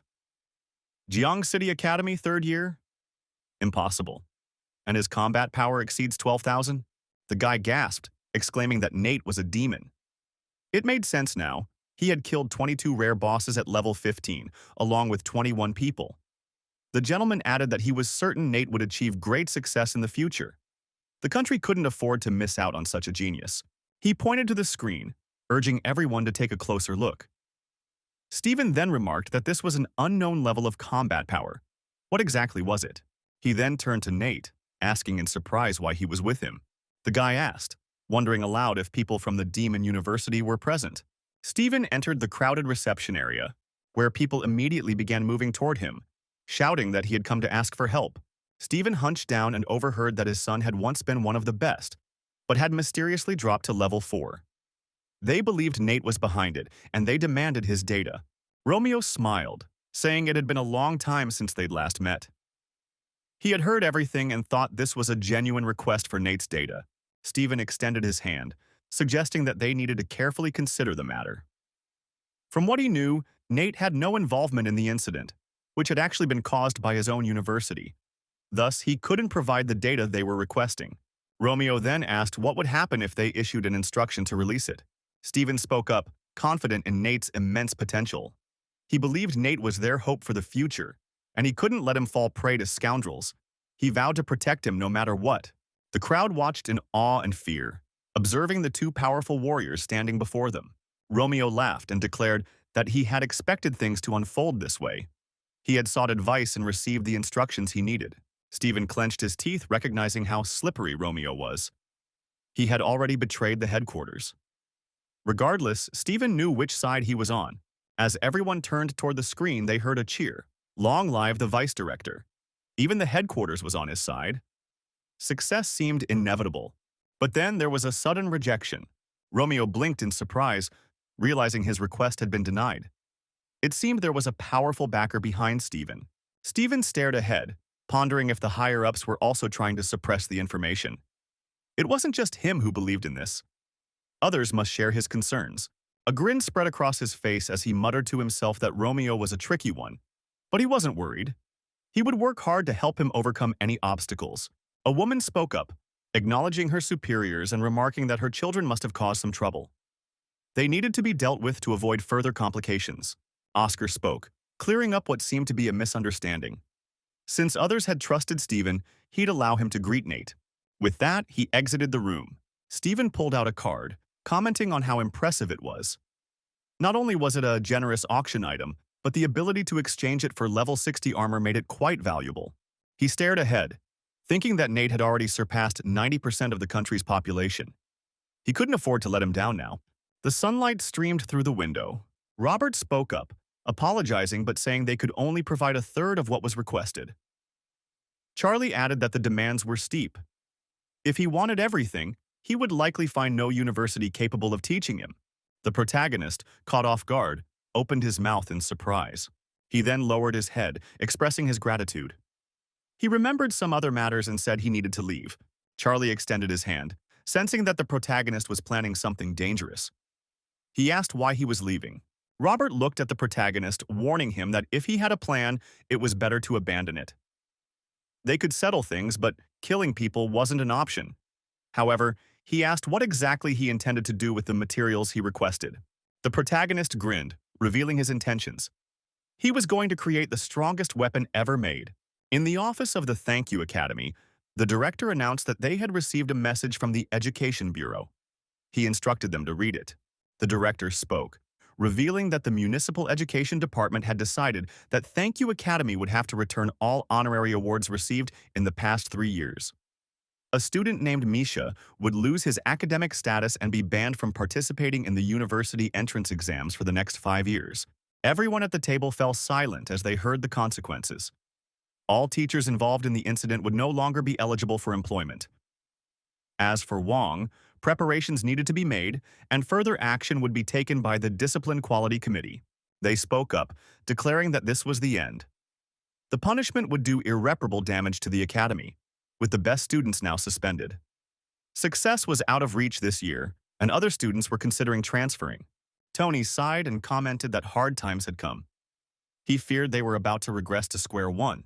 The man burst through the door, shouting for forgiveness. Things were in turmoil. Nate, the student, had arrived. The teacher stood up, shocked, and asked if they were talking about that student from the Young Academy. Why hadn't he left? What kind of punishment was this? The man clenched his fist, determined to go confront Nate and find out what brought him here. They looked at the grass and murmured that Nate looked like a monster. Yet he was strikingly handsome. Strong, handsome. He seemed like the ideal guy. It would be something if he decided to transfer. Tony spoke up, noting that as the director, it seemed Nate had come just to mock them. The protagonist smiled, correcting him. He wasn't here to mock anyone, but to start a battle for the secret kingdom. The director's eyes widened in disbelief. He asked if the student was joking. He was going to start a battle for the secret kingdom? The crowd leaned in, confused. What was a battle for the secret kingdom? Why was the director so shocked? They couldn't believe it. This was about determining who would control the secret kingdom. Nate then explained the concept of the battle, introducing the dark chains. He explained that if the academy controlled the secret kingdom, they would have complete control over it, earning various rewards. However, those not affiliated with the academy wouldn't gain anything unless someone managed to set a record. In that case, they would become the leader. A battle for the secret kingdom was a contest to see who would hold dominion over it. The man clenched his fist, shouting that a 17th-level student dared to challenge him. He should go back to his academy. He was unwelcome here. Nate grinned, taunting them by asking if they were really afraid of him, which was why they wouldn't dare challenge him. Tony raised his hand, asserting that they weren't afraid of him. He then asked what kind of bet Nate was offering. The protagonist extended his hand, replying that he needed about 20 materials. If he won, he would give Tony 5 of them. Tony scrutinized the paper, wondering why the student needed those materials. Was he really planning to create something? Tony then asked, "What if he loses?" Nate smiled, replying that if he lost, he would do whatever they asked of him. Tony turned to face him, agreeing to the terms and instructing him to come forward. Moments later, the crowd stood before the entrance to the secret kingdom. Tony gestured, explaining that their academy controlled the 4th level of the secret kingdom. If Nate could clear a level in 3 attempts and set a new record, he would immediately be crowned the winner. The protagonist stared at the available levels, deep in thought. The man scoffed, speculating that Nate would choose the easiest level, the Mind of the Dead. It was the recommended level for someone of his rank, and even at the easiest location, the record was a time of 2 hours, 43 minutes, and 21 seconds. He doubted Nate could handle it, considering the teacher had spent 2 months setting the current record. Everyone looked on in surprise when they heard Nate's choice. He had picked the Dark Abyss, the most difficult level. The man shouted in disbelief. Nate had completely lost his mind. He had chosen the hardest challenge. Tony warned that no one would take responsibility for Nate. The terrain was too treacherous, and setting a record with his skill level seemed nearly impossible. But Nate smiled, expressing quiet confidence in his abilities. Tony raised his hand and called for attention. "Get ready! Turn on all screens! Watch Nate carefully!" A man in the crowd yelled that their spirits were strong and unshakable. They needed to see Nate fail for themselves. That kind of spectacle would only boost their morale. Nate descended into the abyss. He surveyed his surroundings. As he walked, he recalled a past life. This dark abyss resembled a maze filled with monstrous creatures, especially fishermen. The other characters stared in awe at the monsters. Then, their eyes turned to Nate. With a confident smile, Nate thought it was time to fish, and launched into action. He struck rapidly, moving forward, until he impaled a monster. Watching from above, the students were impressed. One admitted he himself couldn't have handled those creatures, and doubted Nate could either. Nate ran toward a pond. Gazing into the distance, he identified the next challenge. If a whirlwind hit the local artifacts, tracking them down again would be hard. Thankfully, his specialization, freedom-loving, would help him manage. He stepped onto the water, and within seconds, dashed across the pond. A man watching the screen gasped. Who was this, Nate? He was making it look easy, though the piranhas had once tormented even the teacher. Tony asked how much time had passed. The teacher once needed 25 minutes for this trial. The reply came. Nate had only taken. Tony shouted in disbelief. Nate advanced, locking eyes with a slumbering monster. Suddenly, the lobster lord awoke. Nate extended his hand, thinking the boss's stats weren't too high. It shouldn't be a problem. A projectile shot toward the lobster's head. Nate analyzed his opponent, stating that the lobster lord Balshaw attacks up close, especially when provoked. A man pointed and shouted, Nate had walked into a trap. Another voice remarked that although Nate dealt impressive damage, he lacked real combat experience and might not pull through. He recalled how Nate had already made it through the abyss. It took the teacher several tries to do the same. The teacher had used the piranhas to distract enemies and completed the stage through evasion rather than direct combat. Tony heard that if Balshaw died, the piranhas would be unleashed. Nate could still be doomed. He might witness the legendary Nate being devoured. Nate charged at the monster, then slid under it, and delivered a powerful blow. Just as the monster collapsed into the water, Nate suddenly turned sharply. Rising to his feet, he shouted boldly that water was his element. Nothing here could stand against him. Calmly, Nate remarked that it all came down to whether he was brave enough to dive beneath the surface. Then, with precision, he struck the back of the boss's head. Blood rose, and the piranhas swarmed to the surface. Nate realized they were drawn by the scent. An attack was imminent. Omar, watching, squirmed and screamed in pain, unable to handle the intensity. Meanwhile, Nate squeezed a vial filled with an orange liquid and tossed it aside as Omar shouted in protest, vowing not to let this go unanswered. Nate stepped onto the fallen lobster's head, then leapt back, commenting that he was still a bit short of true growth. But he was getting there. Without hesitation, he sprinted into the next tunnel. Tony, astounded, blurted out in disbelief. How had Nate even come up with this approach? It made all the teacher's prior efforts seem irrelevant. What once looked like random action was actually strategic. He was just a student, so how did he think like this? Even the teacher had needed time to get through this path. Watching in amazement, Tony saw Nate continue forward, having somehow chosen the exact correct passage through the cave. Another man couldn't believe it. There were countless dead ends in that maze. The teacher had needed 20 tries to memorize it. Someone else guessed Nate might just have an exceptional sense of direction. Maybe he'd even been here before. Tony flew into a rage, cutting them off. No, this was Nate's first time here. The dark abyss was always under strict control. Why was it so hard to admit that someone might just be better than them? Looking down at the screen, Tony muttered. It looked like a mere high schooler was about to conquer their academy's dungeon. The students cheered. Nate was unbelievably fast. It hadn't even taken 2 hours to beat the boss. Once he passed this intermediate point, the final boss would be within reach. Either way, today they'd witness a new record. No one would ever top it. Nate reached a large doorway and noted that this must be the final stage. He approached the altar, recalling that whenever the braziers were lit at level 18, snakes would be summoned. Lighting all 4 would trigger the final boss. Given his current strength, he believed he could handle it. His eyes landed on the staff near the altar. Summoning a fireball, Nate was confident. This battle would be over quickly. Flames burst to life in all 4 braziers. The students watching gasped. Nate had triggered everything at once. He'd now face 16 level 18 monsters simultaneously. If he somehow survived this, they joked, they'd switch academies tomorrow. One man remarked that Nate had just taken on a massive burden, while another cynically added that his failure would actually benefit them. With arms crossed, Tony remained quiet but focused. He wanted to see what Nate would do next. Suddenly, snakes slithered out and surrounded Nate. Nate crouched and activated an ability, reducing the enemy's attack power while boosting his own defense for 30 seconds. Green beams emanated from him as the effect took hold.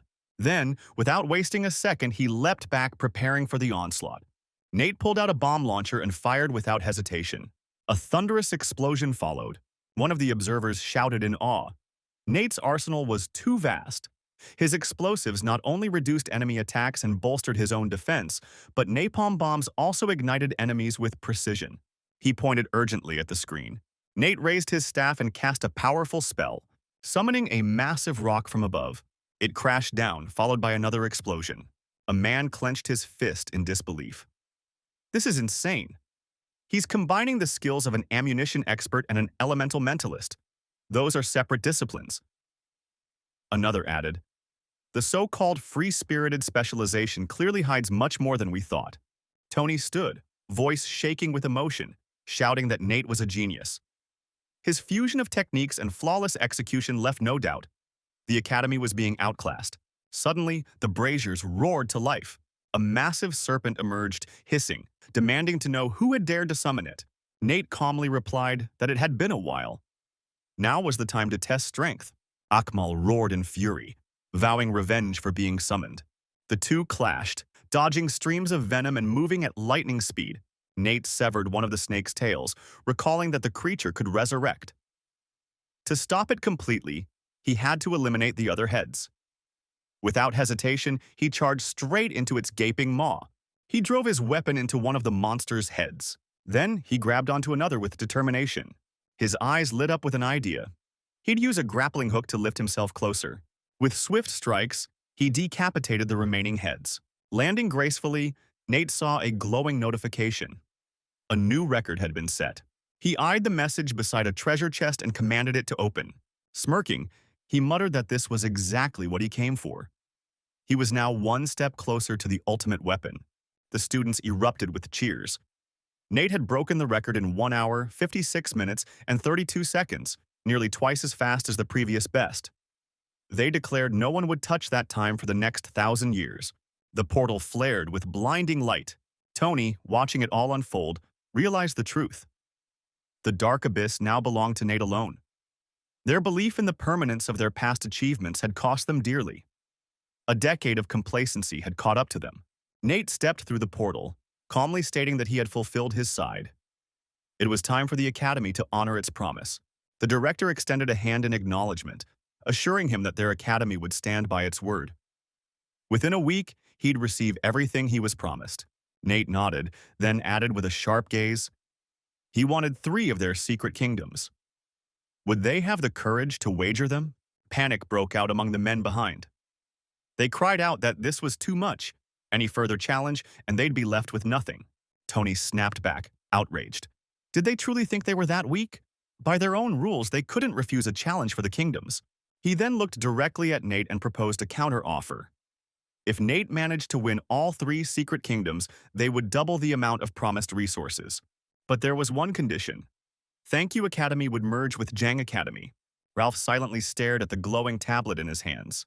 Stunned, someone commented with surprise that Thank You Academy had lost all its secret kingdoms, and realized too late that the whole thing had been a ploy to merge with Jang Academy. A student burst through the door in a panic, announcing that things had gone south. Nate had arrived. Ralph dismissed the commotion, asking why they were getting worked up over something so minor. But his assistant replied that everything had been prepared for Nate's arrival. The director peered out the window, reflecting on Nate's display at Fung Academy. He knew this student wasn't ordinary, and suspected Nate had his eyes on their secret kingdom next. Worse, they wouldn't legally be able to refuse his challenge. A grim smile spread across his face. He muttered that he would ensure Nate couldn't get through, no matter what it took.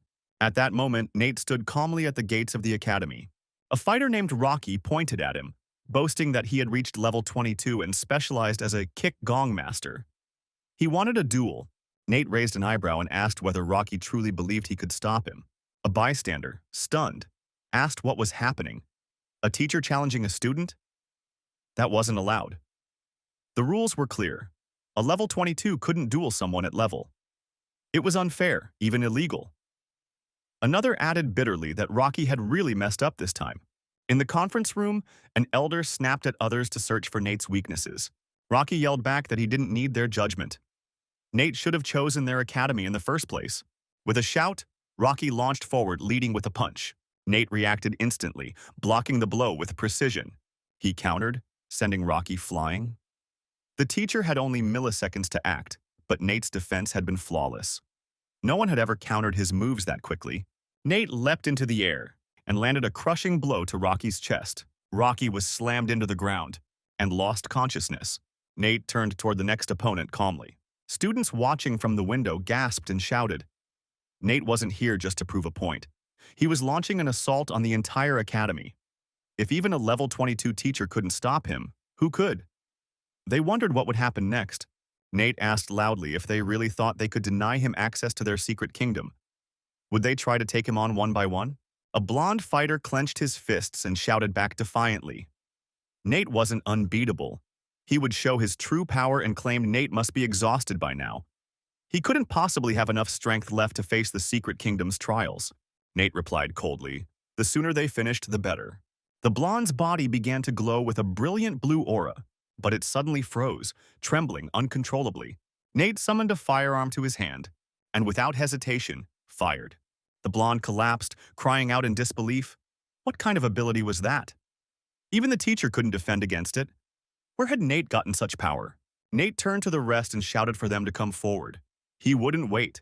Then the display screen shut off. In the control room, the director and others stood up in silence. Someone muttered that Nate didn't even take them seriously. But they wouldn't back down. Not against a mere student.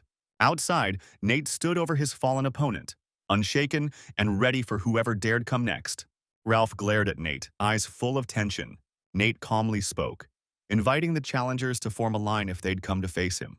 One warrior leapt forward, shouting that, as a level 27 fighter, he'd teach Nate a lesson. But before he could act, bullets ripped through the air and he collapsed to the ground. Nate casually slung his gun over his shoulder and called out for the next opponent. 3 more fighters stepped up, furious at Nate's arrogance. A level 30, a level 35, and even a level 38 warrior joined the fray. The sky burned orange with a dramatic sunset as the battle raged. When the dust settled, unconscious warriors surrounded Nate. He stood unshaken. Ralph clenched his jaw. There were no more teachers under level 38 available, and by academy rules, he couldn't stop Nate. Yet he also couldn't just let everything be taken. He considered facing Nate himself. His hand began to glow with energy, but a sudden wave of fear hit him. What exactly was Nate doing? Sweat formed on Ralph's brow. If he interfered now, it might cost him his life. He couldn't act. His position as director would be destroyed. Forcing a smile, Ralph acknowledged Nate's strength. Their academy had been caught off guard by someone exceptional. He extended a hand and welcomed Nate inside. News spread rapidly. A single student had swept through the 20 academies of Junk City. At Jiyoung Academy's conference room, one man addressed the council, noting that everyone had now seen the massive gap in strength, all thanks to Nate. Elsewhere, Nate stood tall before another crowd of enemies. Tony sat silently as a man announced a new proposal. They would grant Nate the title of honorary director. A flurry of debate erupted throughout the chamber. Rising from his seat, the man concluded that since there were no formal objections, they would wait for Nate's return before finalizing the decision. Robert looked around, puzzled. Where had Nate gone now? After making such waves, he'd vanished again. The scene shifted to the apocalyptic continent, where golden sunlight bathed the coast of Lotto. Nate was there, cutting down waves of monsters. A system notification appeared. Congratulations! Nate has reached level skill mastery has increased to level E. He reviewed the details of his upgraded passive, Machine Gun Elevator 3. When using any firearm, there was now a 30% chance to unleash 15 guaranteed hit bullets at once. Another passive unlocked. Clearing Shot. With a 10% chance to trigger a powerful ranged attack that affected everything within a 4-meter radius. Then came another message. Way of Skill. Elevator 3 activated. Upon attack, there was a 35% chance to trigger Wave Strike, delivering 5 consecutive blows with damage multiplied up to 16x. while granting half a second of invulnerability. Smiling, Nate tallied the gains. His passive abilities were evolving. The machine gun effect now had a higher trigger rate, added 5 more bullets, boosted damage by 50%, and extended the invulnerability window. Each upgrade opened more possibilities. Stroking his chin thoughtfully, Nate realized just how much his power had grown. With his passive skills significantly enhanced, it was time to plan his next steps. Fortunately, he had already conquered all 20 academies in Junk City. Now, everything was in place to begin forging his ultimate weapons. Meanwhile, crowds bustled through the streets, unaware of what Nate was about to unleash next. Nate eyed the blacksmith and wondered if this was the place where he could learn weapon forging. The blacksmith coldly replied that training would cost 50 gold coins, use of the foundry another 100, and if Nate didn't have the money, he should leave. Holding out his hand, Nate questioned the steep price, pointing out that it used to be just 20 coins. Nate observed the man and concluded he didn't seem greedy, just someone who had poured all his resources into upgrading his foundry, likely obsessed with perfecting it. Without looking back, the blacksmith insisted the price had always been the same. Nate, unfazed, smirked and said it was a shame. The blacksmith would never get to see the blueprint he carried, one with remarkable potential. The blacksmith, suddenly intrigued, asked if the blueprint was truly that complex. He quickly followed after Nate, urging him to wait. Curious and a bit desperate, the blacksmith asked to at least take a look at the design. As he examined it, his face went blank with shock. He told Nate that if he gave him the blueprint, he'd gladly help with training, no charge. Enthralled, the blacksmith seized the drawing, declaring they could begin immediately and that no payment was necessary. Holding the forging manual in his hands, Nate received a message. He had successfully unlocked the forging skill, but could currently only craft low-grade items. To reach average quality, he'd need to accumulate 10,000 silver experience points. Sitting down with a sigh, the blacksmith admired the blueprint's brilliance. In 30 years of working with metal, he had never seen anything this advanced. Nate quietly thought to himself that he had personally refined the blueprint. It was designed to combine the properties of several weapons, something ordinary craftsmen wouldn't comprehend. Disappointed, he said that if the blacksmith couldn't understand it, there was no point in staying. Folding his arms, the blacksmith insisted that although he couldn't grasp it fully yet, he could understand the core mechanics. He pleaded to be part of the crafting process, offering to cover all costs, materials, and foundry use, free of charge. Surprised, Nate admitted he only had one piece of the rare material needed. If the attempt failed, it would take great effort to gather everything again. Smiling, he agreed, saying he had backup plans and wouldn't reject help. The story fast-forwards 2 hours. The blacksmith placed the newly crafted armor on the table, saying it was ready for inspection and that he'd put great effort into it. Nate examined a specially crafted glove. As he reviewed its stats, the armor emitted a soft pink mana glow. Nate was relieved. His judgment had been right. The craftsmanship was excellent. He checked his updated stats. With satisfaction, he saw a major jump in his combat power. He suspected no player had ever reached 16,000 combat experience before. Beaming with pride, the blacksmith asked if his work passed the test. Nate nodded, confirming the quality was excellent. It had met all expectations. Just then, another young man entered, announcing he had gathered the necessary materials and they could begin the next project. Glancing around, he asked if the blacksmith had stepped out. A new character, Drake, was introduced. He cheerfully presented Theodore, explaining that although he wasn't fond of people, he was still regarded as one of the finest craftsmen in the apocalypse. Drake emphasized that people paid generously for his expertise, and even he had his struggles. Drake was startled by loud voices coming from behind the wall and asked if someone was arguing about forging techniques in the back room. As he pulled aside the curtain, he overheard Nate questioning why Theodore couldn't distinguish between different forging methods. Standing over Theodore, Nate firmly pointed out that when selling liquid metal, its critical value had to exceed 25,000. Anything less would lead to serious issues. Drake was stunned to see someone lecturing the renowned forging master. Raising his hand, Drake called out to Theodore. Nate turned in surprise. He stared at Drake with an intense, almost manic expression. Caught off guard, Drake wondered why Nate was looking at him like that. He couldn't recall ever seeing such a gaze. Smiling, Nate admitted he hadn't expected to run into Drake there. In his mind, Nate recalled Drake wielding an enormous blade, The legendary swordsman of the apocalypse, who had reached level 98, seized control of an island and became famous worldwide. They had even become friends in real life, sharing endless conversations. Theodore glanced at Drake and asked if he had begged him to help forge a weapon. Nate pointed at Theodore, saying he remembered Theodore wasn't fully prepared and that he wanted to see how he handled the forging process first. Theodore, taken aback, asked if Nate was mocking him. Bowing his head, he admitted that Nate's skills far exceeded his own. He had no choice but to comply.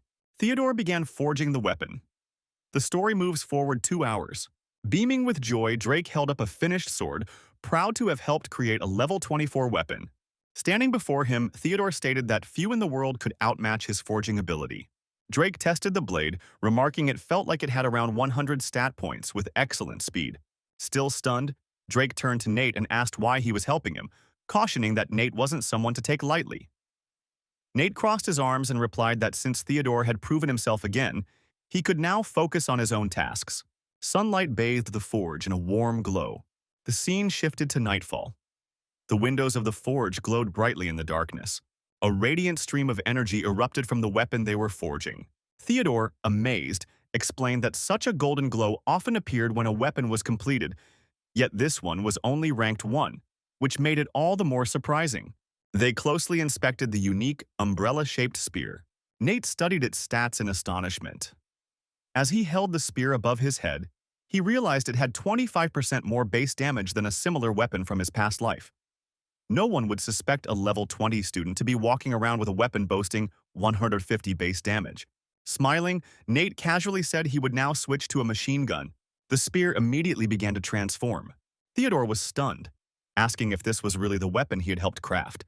Its design was far too refined. Nate now held the machine gun in his hands, then calmly gave the command to revert to spear form. Gripping the spear with both hands, Nate watched in awe as system messages confirmed he had obtained a top-tier class weapon, one whose attacks were now impossible to dodge. Since the weapon wasn't in an active state, its stats were reduced by 50%. To fully unlock its capabilities, Nate needed to lower a boss's health by at least 25%. The scene shifted to a murky, swamp-like area, part of a secret mid-tier realm.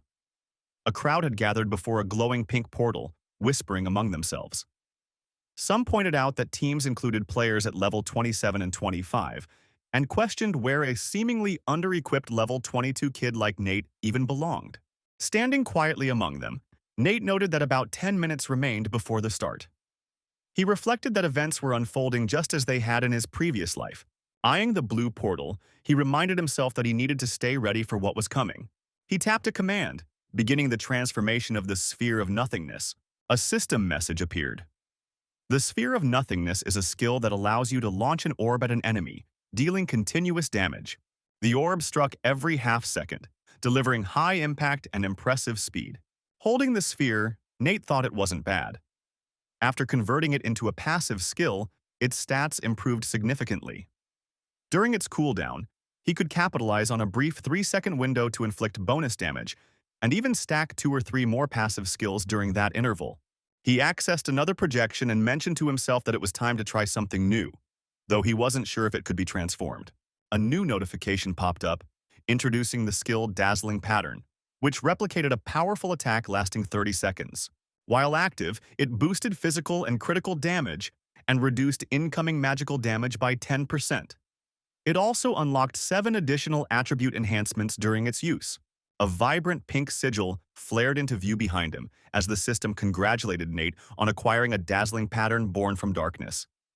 In combat, it would randomly enhance physical, critical, and elemental damage. Amazed, Nate thought he had picked the pattern mainly for its offensive boosts and compatibility with the Sphere of Nothingness. He hadn't expected it could also be transformed into a passive ability, making manual activation unnecessary. With a wild gleam in his eyes, he mused that if more skills could be converted like this, he would become unstoppable. He wondered whether he could one day wield 5 dazzling patterns simultaneously using just his spear. Around him, some people grumbled that Nate had the audacity to show up at level 20, seemingly trying to claim a share of something he didn't deserve. One man mocked Nate's free-spirited nature and doubted anyone would dare venture into the secret realm with him. But a girl quickly urged him to lower his voice, saying that Nate was no ordinary case. As murmurs continued, Drake appeared. People recognized him as a top-tier student from Lin Feng University, one of the 10 elite academies. At only level 28, he was already widely respected. Without a word, Drake moved calmly past the crowd. He stopped beside Nate and simply said, "Let's go." The crowd gasped in shock. Drake knew this so-called free spirit. They began calling Nate a god. Nate then unfolded a map and recalled that the swamp lay deep within the thorn-filled jungle in the northwest part of the novice zone. Unlike the school's secret realms, this one posed a far greater threat. Nearby was another dangerous realm known as the Island, designed specifically for level 40 players. A vivid image of a massive boar flashed through Nate's mind. He recalled an old legend linking the creation of these two secret realms to an ancient demigod and a divine beast. Naruto, an immortal, thorn-covered giant boar who once fought alongside his kin in the cataclysmic war against the Flaming Legion. Nate referenced the legendary Battle of Monsters, highlighting how his clash with the Abyssal Lord echoed across the entire apocalyptic continent. Though the beast perished, his blood, infused with violent, thorny energy, gave rise to countless new life forms, both animal and plant. The glowing red eyes of wild boars stood out in his memory. Over time, some of these beasts awakened spiritually, becoming faithful followers of Nero Kim. They now stand watch over the sacred realm, patiently awaiting their master's rebirth. Nate and Drake stepped through the portal into the thick primeval forest. As they moved deeper into the woods, Drake explained that the path would soon fork into two trails, each guarded by minor bosses. He offered to help deal with the mobs, but warned Nate to stay alert and prioritize his safety. Nate grinned and suggested they split up, each taking a path and racing to see who could defeat their boss first. Drake was caught off guard. He questioned whether Nate, despite being a free spirit, really thought he could beat a level 28 swordsman. He pointed out that the area was crawling with level 26 mobs that typically attacked in groups of 4 or more.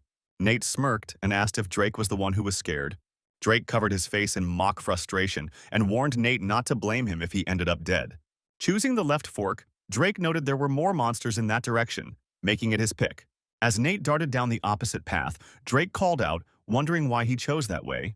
Frowning, Drake questioned whether Nate was a thrill-seeker or just plain reckless. He then moved swiftly through the underbrush. A herd of wild boars blocked his way. Smiling confidently, Drake charged at them, thinking this wouldn't be too difficult. With a sweeping blow, he cleaved through the entire group. He leapt into the air, blade in hand. Drake unleashed a flurry of attacks upon the remaining monsters. With a determined look, he noted he'd already covered 2/3 of his route. Barely 10 minutes had passed. Meanwhile, Nate was racing forward at incredible speed. He sped through a massive crowd of boars without hesitation. His eyes gleamed with a bright pink glow. Gripping his spear tightly, Nate announced it was time to test his new weapon. He seamlessly transformed the spear into a machine gun. Nate began mowing down the boars with a hail of bullets. The creatures dropped one by one in a swift, brutal sequence. He calmly surveyed the fallen bodies. Examining the weapon, Nate noted that each shot unleashed around 50 bullets, with individual hits dealing up to 170 damage. All the effort he'd poured into its creation had paid off. Elsewhere, Drake decapitated a towering monster in a single decisive strike. The beast crashed to the ground. Smirking, Drake timed himself. 27 minutes. Not bad at all. He could feel how much stronger he'd become. The battle had proved it. As he turned to leave, Drake chuckled to himself, assuming Nate had probably been defeated, or worse. But as he exited the forest, he was stunned to see Nate already sitting calmly on a log, waiting for him. Shocked, Drake demanded to know how Nate had beaten him there. A faint smile appeared on Nate's face. Drake chuckled and said that, considering Nate's level, retreating was the most reasonable choice. As he began to walk away, he told Nate to rest for now, assuring him that he could handle things from here. While moving through the woods, Drake found it odd that there weren't any monsters on his path. Stopping in front of a heap of corpses, he questioned why all the creatures had been gathered and slain in one place. Sprinting past the bodies, he mentally tallied the number, already around 7. Stunned, Drake wondered how Nate had managed to eliminate so many monsters by himself, something even he couldn't pull off. Was this level 20 free spirit actually stronger than him? He paused and recalled there should have been about 27 elite wild boars. Even if they'd been defeated, where were their bodies? Just then, Nate appeared behind him and told him to look up. Surprised, Drake lifted his gaze. Dozens of corpses were hanging from tree branches, impaled on sharp spikes. Fear crept into Drake's voice. Nate had taken down all the level 27 boars alone. Dazed, he admitted he had underestimated Nate. The guy was incredibly powerful. He hesitantly asked if all this destruction was really Nate's doing. Nate responded modestly, saying it wasn't too difficult and Drake could have done it too. He just needed to use his skills wisely. Sitting casually on a stone, Nate asked if Drake had started to understand. Raising his hand, he motioned to move forward. In his mind, Nate declared that his plan to become the strongest future character had now officially begun. Drake continued battling waves of monsters. A boar suddenly appeared behind him. As he turned around, the creature collapsed, already dead. Nate stood nearby, holding his machine gun. Watching calmly, Nate noted that Drake's attack speed was slower than his, by exactly 0.2 of a second. More monsters surged toward Drake. He swung his blade, slicing through them with force. As he fought, Drake realized how far behind he still was. Witnessing Nate's cold, methodical efficiency was more shocking than his strength. A faint glow of purple mana surrounded Drake's body, but he knew his skills weren't enough. A powerful blow from a boar sent him flying. He crashed to the ground, hitting his head hard. Nate, smiling wryly, questioned whether this was truly the so-called genius swordsman of the last 13 years. Was Drake trying to entertain him with such a sloppy performance? Embarrassed, Drake admitted Nate was simply too strong. He had killed one boar and its sibling, but it took a long time, and he still couldn't compare. With a serious tone, Nate asked if Drake truly knew why he hadn't reached the top yet. Observing Drake's fighting style, Nate explained that as a warrior, he often ignored his own injuries, wrongly believing health wasn't important. This recklessness broke his rhythm and weakened his performance. As Drake was hurled toward a colossal monster, Nate emphasized that true strength came from precision, not speed. That's why Drake's strikes lacked the necessary impact. Standing over him, Nate urged Drake to reflect on this and hoped the lesson would serve him in the future. Rising to his feet, Drake began to speak about timing, attack sequences, and the importance of carefully calculating each move. With a proud smile, Nate remarked that Drake was finally beginning to resemble the version of him he once knew. He then asked if Drake truly aspired to become the #1 swordsman on the Apocalypse continent. Drake was taken aback by the unexpected compliment and challenge. Nate extended his hand, telling Drake that if he learned from him, success would surely follow. Drake grasped his hand firmly, declaring that he believed in Nate. Fueled by newfound determination, he charged forward, shouting that he would become the greatest swordsman of the Apocalypse and that no one could stop him. He ran straight into a group of monsters. Drake swiftly deflected the charging boar's attack. As another boar lunged at him, he calmly observed its weaknesses. 2 more monsters charged from the sides. Narrowing his eyes, Drake calculated the timing. He needed to wait just 0.2 of a second more. He burst forward like a whirlwind, slipping past the beasts. Drake unleashed a precise and powerful flurry of strikes. With satisfaction, he noted that this combat style demanded absolute control and forethought. Watching closely, Nate smiled. He was finally seeing the rise of the strongest swordsman of the Apocalypse. Excited, Drake ran over and shouted that Nate was incredible and would make a perfect teacher. But Nate gave the credit back, saying that Drake had reached this point through his own natural talent, and that the next lesson would be the final one. Eyeing the massive boar ahead, Nate explained that the beast, Kanga, was the Wild Boar clan's chief. It possessed 4 core abilities, but its support skills, purification, a 2-second buff, healing, and surveillance, were crucial to disrupt. Holding a fire staff, Nate told Drake the goal of this lesson. Interrupt the shamanic skills at all costs and leave the rest to him. The fight would be fast. No time to tire. A thunderous explosion erupted. Nate swapped to a combat spear and charged forward. He yelled that the boar's blood would make a perfect adornment for his spear. As he spun the spear, Nate analyzed the enemy. Calvin's chest had potent regeneration, making ranged attacks ineffective. Close combat was the only option. He drove the spear into the boar's abdomen. Blood gushed from the wound, flowing freely down the beast's flank. As it hit the ground, Nate observed that the spear was his ideal weapon right now, capable of delivering both physical and blinding dark damage. Roaring with fury, the wounded boar declared its intent to destroy him. Turning with a grin, Nate called out. It was Drake's turn now. Drake charged in, blade raised high. As he struck, a notification appeared. The boar's recovery ability had been interrupted. Drake burst out laughing with satisfaction. Suddenly, a green aura enveloped the beast. Stunned, Drake pointed and shouted. It had already been interrupted. How could it activate again? This was too much. Nate urged him to stay focused and not let the next opportunity slip by. The protagonist unleashed a relentless chain of attacks on the monster. Drake leapt into the air, blade held steady, and struck the monster, Shugang, head-on. The monster's head was severed and went flying. Drake noted with frustration that its grotesque regeneration was starting again, but his demonic skill hadn't yet finished cooling down. Gritting his teeth, Drake swung his blade and declared there was only one option. He unleashed a piercing strike on the creature. A system message appeared. Piercing strike. A ghost blade skill delivering multiple rapid horizontal and vertical slashes in one move.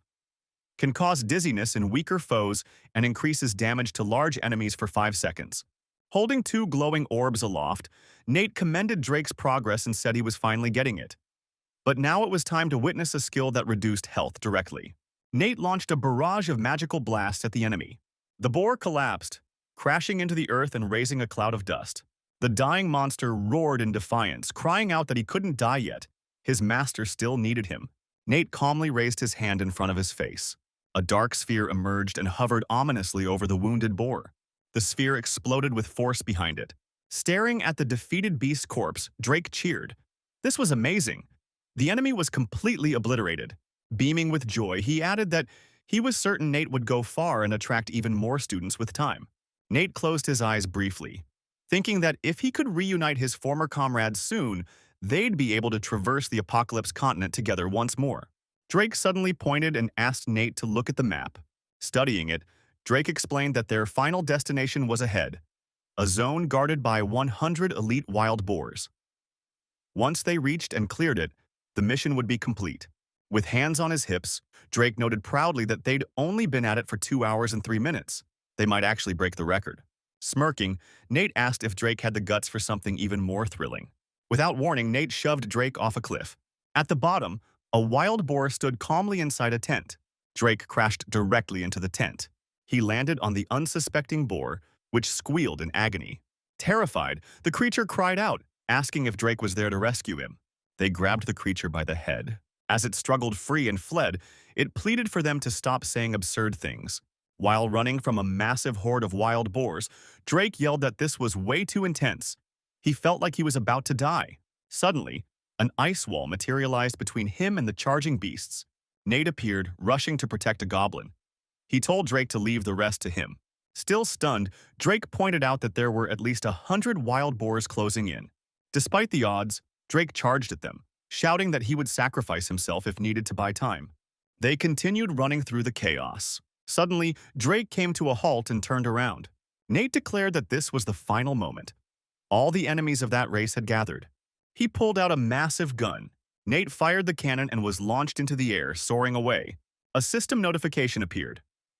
Cannon skill. Upon firing, propels the user a great distance. Can be used for quick movement or retreat. Drake took off running after him, shouting Nate's name. The goblin hesitantly asked if they had come to rescue him, and whether escape was even possible with such a massive herd of boars surrounding them. Nate gripped his staff tightly and, facing the charging beasts, demanded that they show him their strength. He began summoning a dense mass of dark energy. He launched a powerful void sphere, an orb of pure nothingness, at the approaching boars. Watching the explosion erupt, Drake was stunned by the sphere's intensity. It detonated violently for 4 seconds, and though its cooldown was now around 15 seconds, the impact was devastating. Streams of magic bullets zipped through the air in front of Nate. He fired them rapidly into the crowd of monsters. More void spheres formed before him.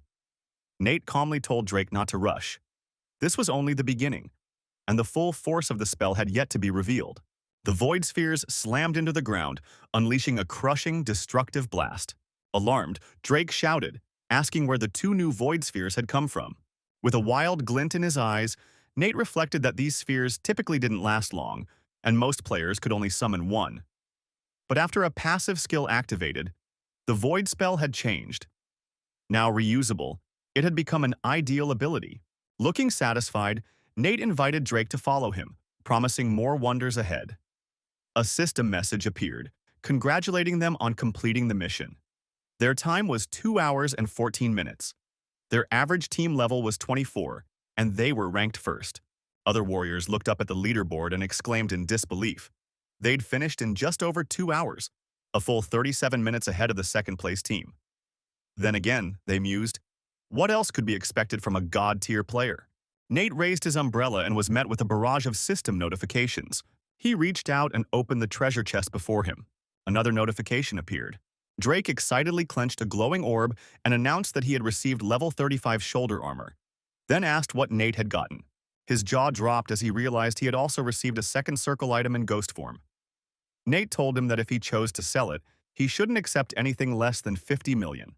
A plant-like creature approached Nate, expressing heartfelt gratitude for saving him, and admitting he had unintentionally revealed their secrets. He handed over a piece of paper, explaining that it contained vital information. It needed to be buried at specific coordinates to verify his mission. As he vanished, he gave his thanks once more for their help. Leaning in, Drake whispered in awe. Was that really a legendary hidden quest? They were incredibly lucky. Nate explained that it only triggered if the goblin was rescued within 10 minutes, an impossible feat in a standard playthrough. He added that while the quest was valuable, their current levels weren't enough to continue it. It would be wiser to postpone the next stage of the challenge. Drake smiled, suggesting they start grinding quickly to prepare. Nate placed a firm hand on Drake's shoulder and said to wait. There was somewhere he needed to take him first. Above them, the sky shimmered through the canopy of leaves. A sudden explosion echoed from beneath a nearby slope. Drake, reacting swiftly, shattered a boulder with his sword. He shouted in confusion, surprised at how weak the wall had been, and demanded to know how Nate had discovered this hidden location. His expression turned to one of shock as his jaw dropped even further. Drake stared in awe at the glowing altar, remarking that he'd only ever seen such a thing in illustrated books. Legend said it could steal and transfer skills from other classes. He never imagined he'd find something like this, especially at just level. Nate closed his eyes and recalled that during a previous hidden quest, he'd been given a map, one that led directly to this place. Arms spread wide, Drake exclaimed that he was grateful Nate had shared such a valuable secret with him. Overcome with excitement, Drake threw his arms around Nate, shouting that he loved him. Nate, embarrassed, told him to calm down and focus on activating the altar. They needed to see what skills were available. Drake placed his hand on the altar, and his entire body began to glow. A moment later, he was engulfed in flames as the altar activated. Wide-eyed, Drake declared that he had acquired the warrior's outburst of rage, a powerful and ideal skill for a swordsman. He leapt back toward Nate, eager to see what skill his companion would receive. Nate looked up, thinking that while level 26 players were usually limited to one cross-class skill, he was curious what he could achieve. He reached out and touched the altar. With a serious expression, he muttered that this was it. In an instant, a flood of notifications appeared, offering him several skill choices. Focusing, Nate lifted his hand and chose Mad Warrior's Quantum Bomb. A message confirmed he had successfully learned the new ability. Staring at his own hand, Nate felt satisfied. For now, this was enough. He truly felt unstoppable. Suddenly, black smoke curled upward near a nearby building. Entering the fort, Nate heard someone ask why he had come. The blacksmith turned to face him, surprised that someone who had set a record had arrived. Nate requested to borrow the forge for a few days. He wanted to raise his forging skill to intermediate level. It was just part of an introductory course. The blacksmith's jaw dropped. Introductory course? Aren't you a third-year student? Counting on his fingers, the blacksmith pointed out that Nate had only 4 days. Wouldn't simple practice be more realistic? Exasperated, the blacksmith shouted that even with strong skills, reaching the intermediate level would require at least 10,000 experience points. Even 40 days might not be enough, let alone just 4. Nate glanced over the materials on the table and replied calmly that he understood the challenge. The blacksmith gawked at the pile. It contained rare cargo, blood-forged materials, and over 50 crafting stones. How in the world? Smiling, Nate said he had his own ways. Internally, he thought that while crafting stones dropped rarely, his critical hits and the void sphere had greatly boosted his efficiency. The blacksmith returned the smile, acknowledging that with so many stones, Nate could create extraordinary equipment. Light glowed from the house as they continued working. Watching Nate's skillful forging, the blacksmith jokingly asked if he was the reincarnation of a legendary blacksmith. Not only had he crafted the weapon's first component flawlessly, he was excelling with the rest as well. The blacksmith turned to Nate, impressed, and remarked that with how fast he learned, it was finally time to start teaching him seriously. 3 days later, the lights in the workshop window finally went out. Nate clutched a book in his hands as several system notifications flashed before him. The blacksmith exclaimed that Nate was a monster, in the best way.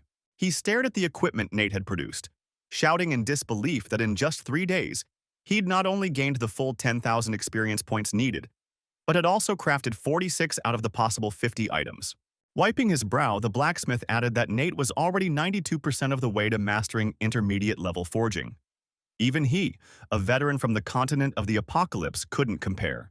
Nate calmly placed the book on the shelf and said he was leaving it for the blacksmith. As for the price, it was entirely up to him. Extending his hand, Nate added that after he passed the entrance exam, he'd return without delay. Robert looked at Nate with surprise, noting that he really came back. He'd assumed Nate had forgotten all about the entrance exams. Nate glanced around and asked if they were trying to ambush him. Robert replied that everything would be explained in time, but first, they needed to discuss the exam. Robert looked to the side and explained that the exam would take place at the Central Sports Grounds in Han City, where over 400,000 students were participating. Yang City, being just one of 32 smaller cities in the province, wasn't a strong contender. Holding out his hand, Robert added that the secret realm used for the exam was calibrated to level. There would be 4 bosses total, and to pass, Nate needed to defeat at least 2. This realm was designed specifically for the entrance test. Only 1 attempt was allowed. Today's results would define his potential. Turning around, Robert added that Zhang Academy was especially tense today. Nate was their shining star, and they had a small surprise planned for him. Nate asked what kind of surprise. With a smile, Robert drew back the curtains. Nate looked out and saw a massive crowd. He heard voices cheering that next year they too would participate, and they would give it their all. The school director stepped forward and announced that before the third-year students headed off to take their entrance exams, there was one more important announcement. He pointed at Nate and declared that after much discussion, the faculty had unanimously agreed to name Nate as the honorary director of Zhang Academy. Without his achievements, the academy would not have gained such renown. Stunned, Nate pointed to himself and asked how an ordinary third-year student could possibly be made honorary director. The director reassured him not to feel awkward. He had earned it. And no matter what challenges lay ahead, the academy would always be his home. He could count on their support, always. Nate let out a deep breath, visibly moved. Then, clenching his fist to his chest, he shouted with conviction that he would never let Zhang Academy down. Robert gestured to the side, noting that since Nate had previously declined a special quota, the academy had reallocated it to a girl. Bella stepped forward, placing a hand gently on Nate's arm, and asked which of the top 10 universities he planned to attend. A boy suddenly hugged Nate and teased that Bella was too shy to admit it. But she had fallen for Nate and planned to transfer to whichever university he chose. Nate grabbed the guy by the ear and scolded him, saying that since he was now officially a writer, he'd better have read Nate's recommendations. The guy yelped that he had read everything, no need to worry. Someone nearby commented that Bella's beauty and Nate's strength made them the perfect couple. Nate then picked up his phone and asked who was calling. A voice responded. It was a member of the Standing Committee of the Tan High Association, requesting a meeting. The meeting was set for the day of the entrance exam, with buses already stationed near the arena. Chuck remarked that Bella was a great girl. Why wasn't Nate dating her already? Arms crossed, Nate thought silently that he hadn't even considered that. He was more focused on the mysterious committee member. He suspected it was the same old man from before. Narrowing his eyes, he admitted to himself that without the old man's help, he probably wouldn't have made it this far. When the bus stopped, the students noticed a commotion. Why had so many vehicles from Zhang Academy arrived?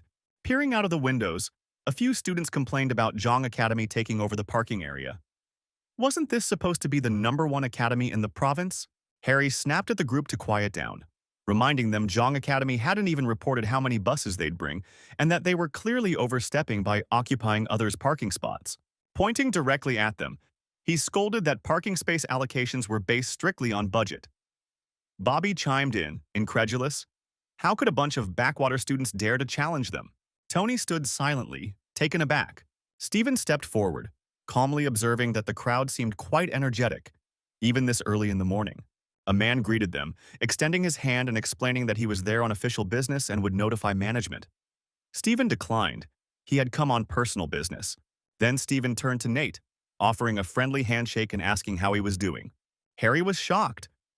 A standing committee member came just to see a student. Jong Academy was supposed to be insignificant. Why would Stephen be interested in them?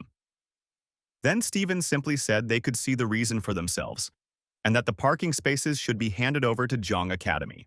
Folding his arms with a smile, Stephen pointed at Nate and called him their hero. Truly outstanding. He then presented a box, explaining it was a gift from Demon University. Robert was stunned.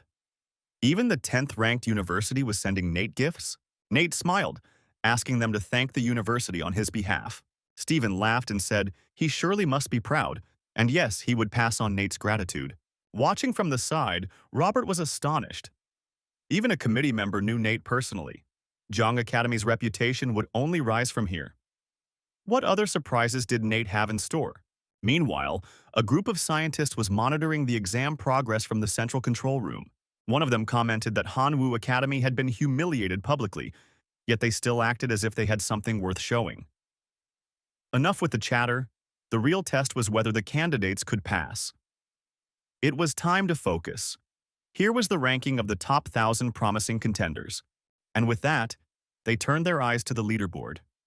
Harry pointed at the screen and muttered that even among the top 300, many were likely to be dead weight moving forward. Then, the profile of a certain student appeared. Harry gaped. This guy was ranked second?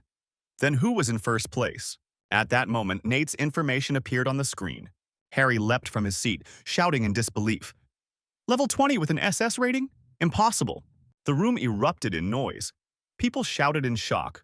What kind of monster was this? Native bear genetics? No student in the northern provinces had ever reached this level. His specialty was listed as freedom-loving. His talent was hidden. Had he never used it? Harry shook his head and said it made sense now why Nate didn't flaunt himself. He was probably just arrogant. Maybe he would even let them down. Meanwhile, warriors assembled in the arena. The host announced that the candidates should read the rules carefully. The entrance exam would be held in the Level 20 secret realm of No America. There would be 4 bosses in total, and at least 2 had to be defeated to pass.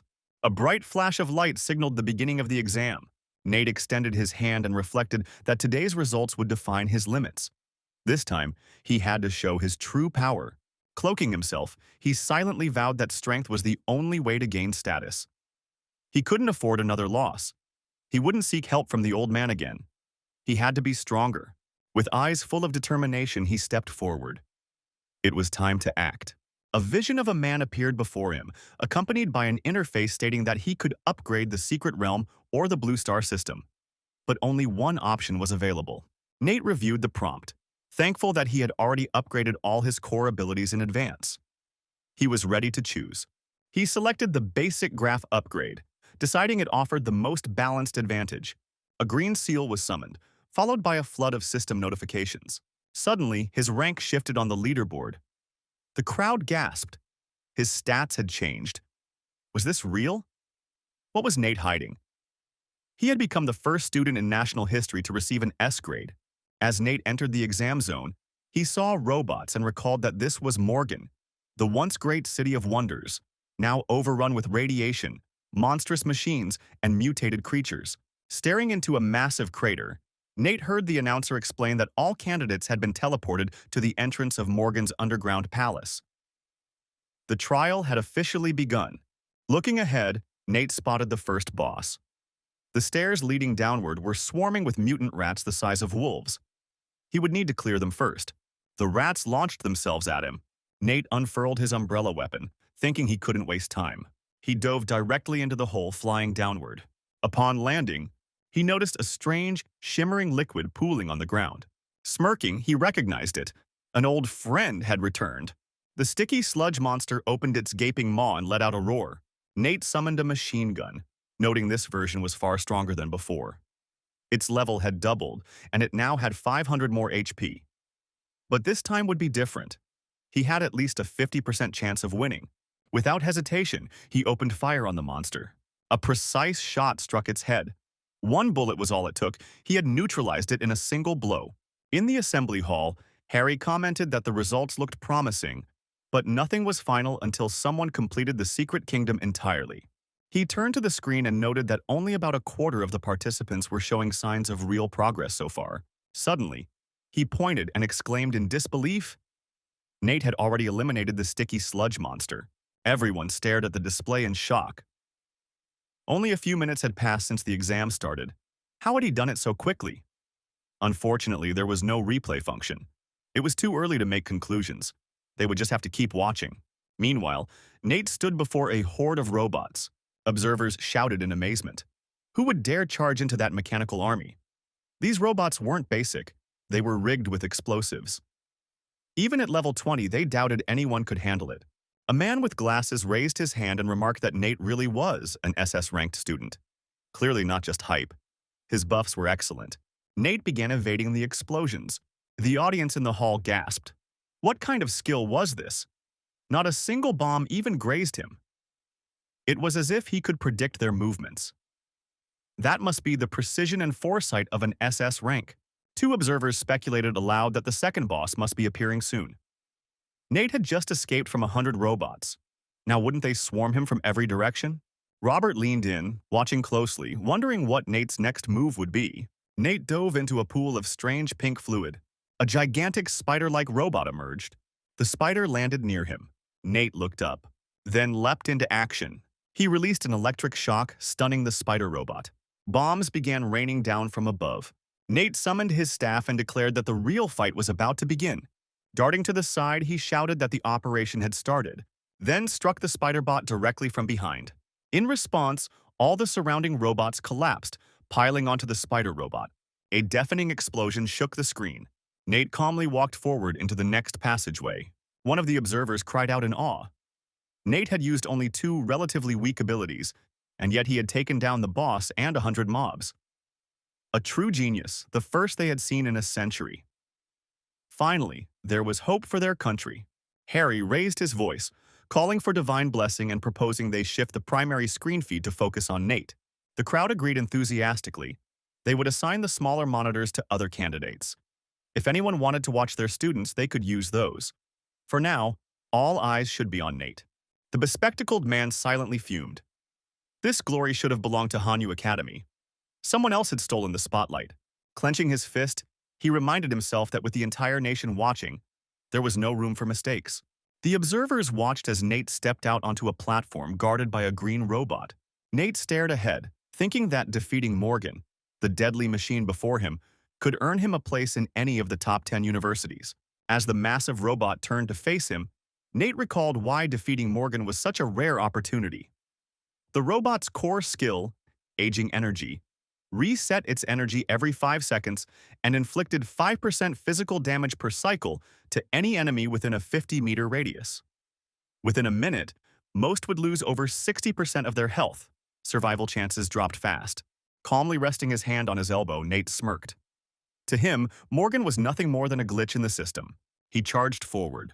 Nate unleashed a flurry of rapid strikes and slid under the robot's body, swinging his weapon with force. He spun midair, blade in hand, attacking again. The spectators stared, baffled. Was Nate really ignoring everything they knew about the monster and still calling him a genius? The bespectacled man interjected. Look at Nate's status. He wasn't injured at all. Nate remained composed, saying nothing. Murmurs followed. It was true. The monster's deadly energy field had no effect on him. How? Harry narrowed his eyes. Could Nate really calculate and react in just 10 milliseconds? Nate gave a crooked grin, his gaze shifting. A voice echoed. What does it mean to be invincible? In certain conditions, when a unique skill activates, the user becomes briefly invulnerable. But the window is so short, most can't utilize it effectively. Nate, however, had mastered it. During those brief invincibility frames, he became immune to all damage. A bystander noted that every awakened had a specialization, and perhaps this rare talent was the reason Nate had chosen his path. One of his key abilities, Arc Strike, delivered powerful damage within a 3-meter radius. Nate launched another assault. A brilliant spark shot forward as he vaulted high into the air, drawing his blade. The hit only grazed Morgan, but it still deducted strength points. He shouted this was the real boost. He activated a 5-second power surge. His weapon transformed into a longsword. Observers gasped. That was no ordinary skill. It resembled a unique rank martial art. But how could someone at level 20 possess it? Maybe, someone whispered, he had been undercover all along. The crowd watched closely. Why were Morgan's attacks failing? One voice said he figured it out. Nate was exploiting momentary invincibility at exactly the right time. An old man closed his eyes. Judging by Nate's refined technique and uncanny anticipation, he believed the monster would fall in a single blow. Another added. It made sense. His SS rank wasn't just for show. With a wild glint in his eyes, Nate declared, "It was time to end this," he yelled, releasing a barrage of luminous energy waves toward Morgan. The blasts struck true. Morgan's power levels plummeted. Nate stood firm, eyes locked ahead. One man noted that this feat had taken just 24 minutes, where previous examinees took over 2.5 hours. Another said if Nate became a battle mage, he could accomplish greatness. The others agreed. With his instant invincibility skill and combat genius, Nate had an extraordinary future ahead. One of the observers furrowed his brow and remarked that things were shifting. Soon, a completely different combat style might rise in popularity. Perhaps the free-spirited specialization would gain prominence. The final mechanical boss now loomed ahead. His threat wasn't just his level, 24, but also his immense health pool, a staggering 6,000 points. What made him even more dangerous was his ability to endlessly summon reinforcements. The longer the fight dragged on, the more enemies appeared. Victory demanded hitting both the boss and his summoned monsters simultaneously. Even a brief lapse in focus meant being overwhelmed. That's why this stage was considered nearly impossible. But as Nate looked at the boss, he confidently declared that while others had failed, he was different. 2 minutes would be all he needed. A voice echoed, listing the waves of enemies being summoned. Elf warriors, counterattackers, magicians, puppeteers, self-detonators, crown cannons, trap hunters, and trackers. Colossal monsters began circling around Nate. He raised his weapon calmly as the voice announced even more powers at play: Blade Soul Mastery, Master of Destruction, Blessing of Light, Voice of the Heavenly Torturer, and the Avenger of Light. A man watching shouted in frustration, realizing Nate was summoning a massive army to block off incoming mobs before confronting the boss directly.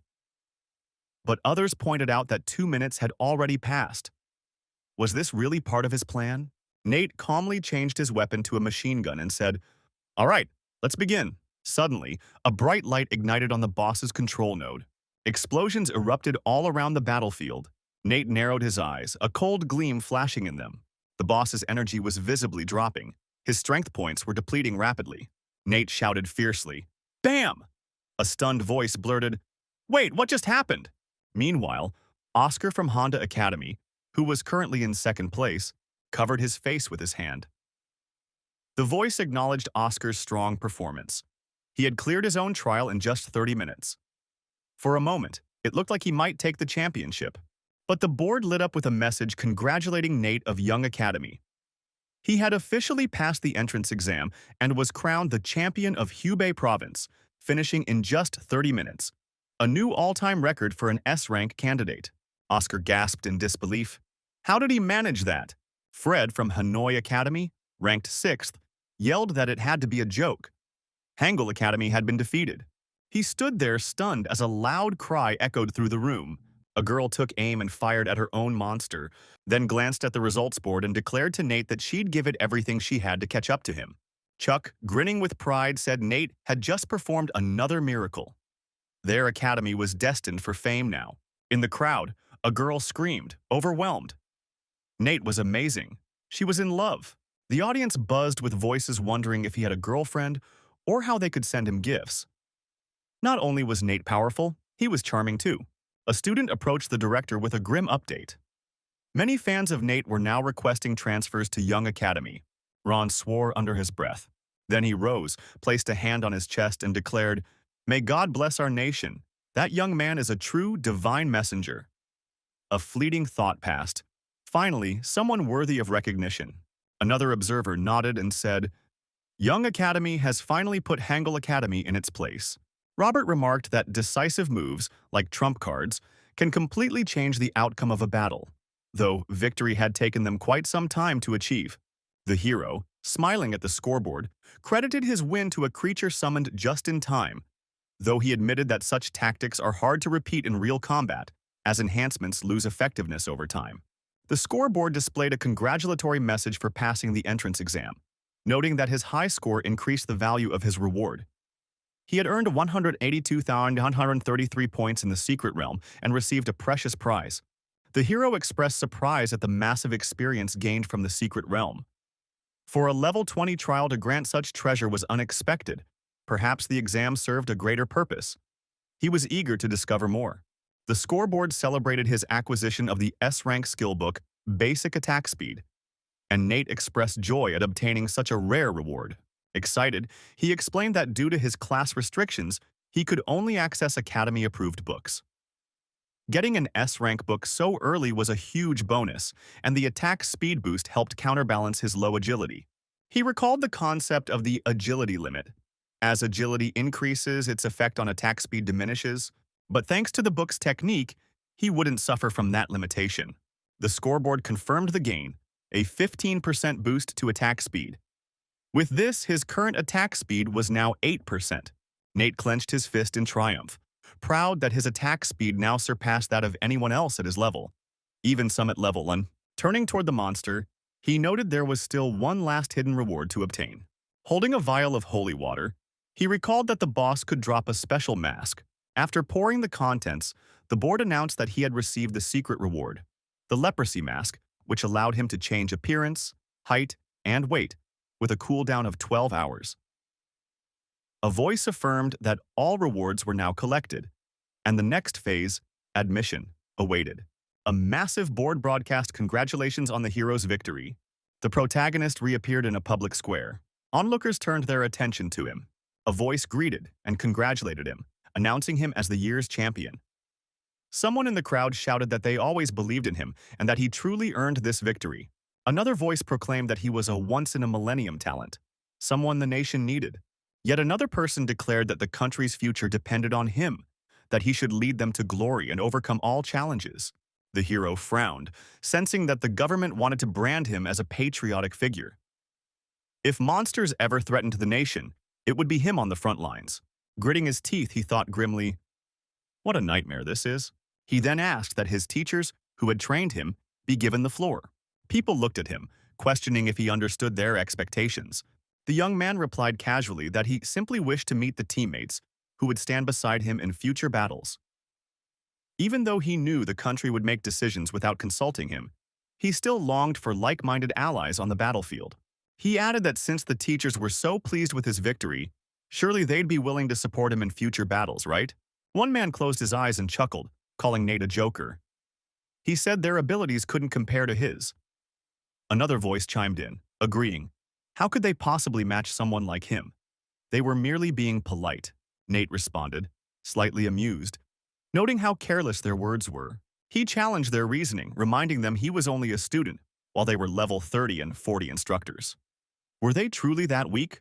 Or was there something more going on? Nate suggested that their behavior hinted at ulterior motives.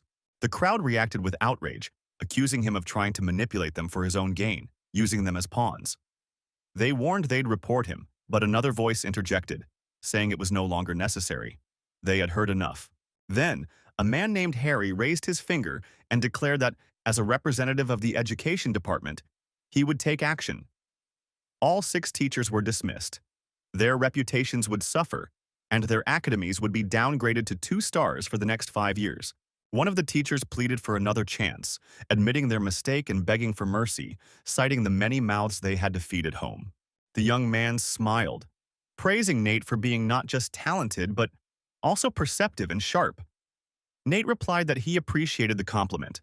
The man turned to Harry, requesting a private meeting room to speak with Nate alone.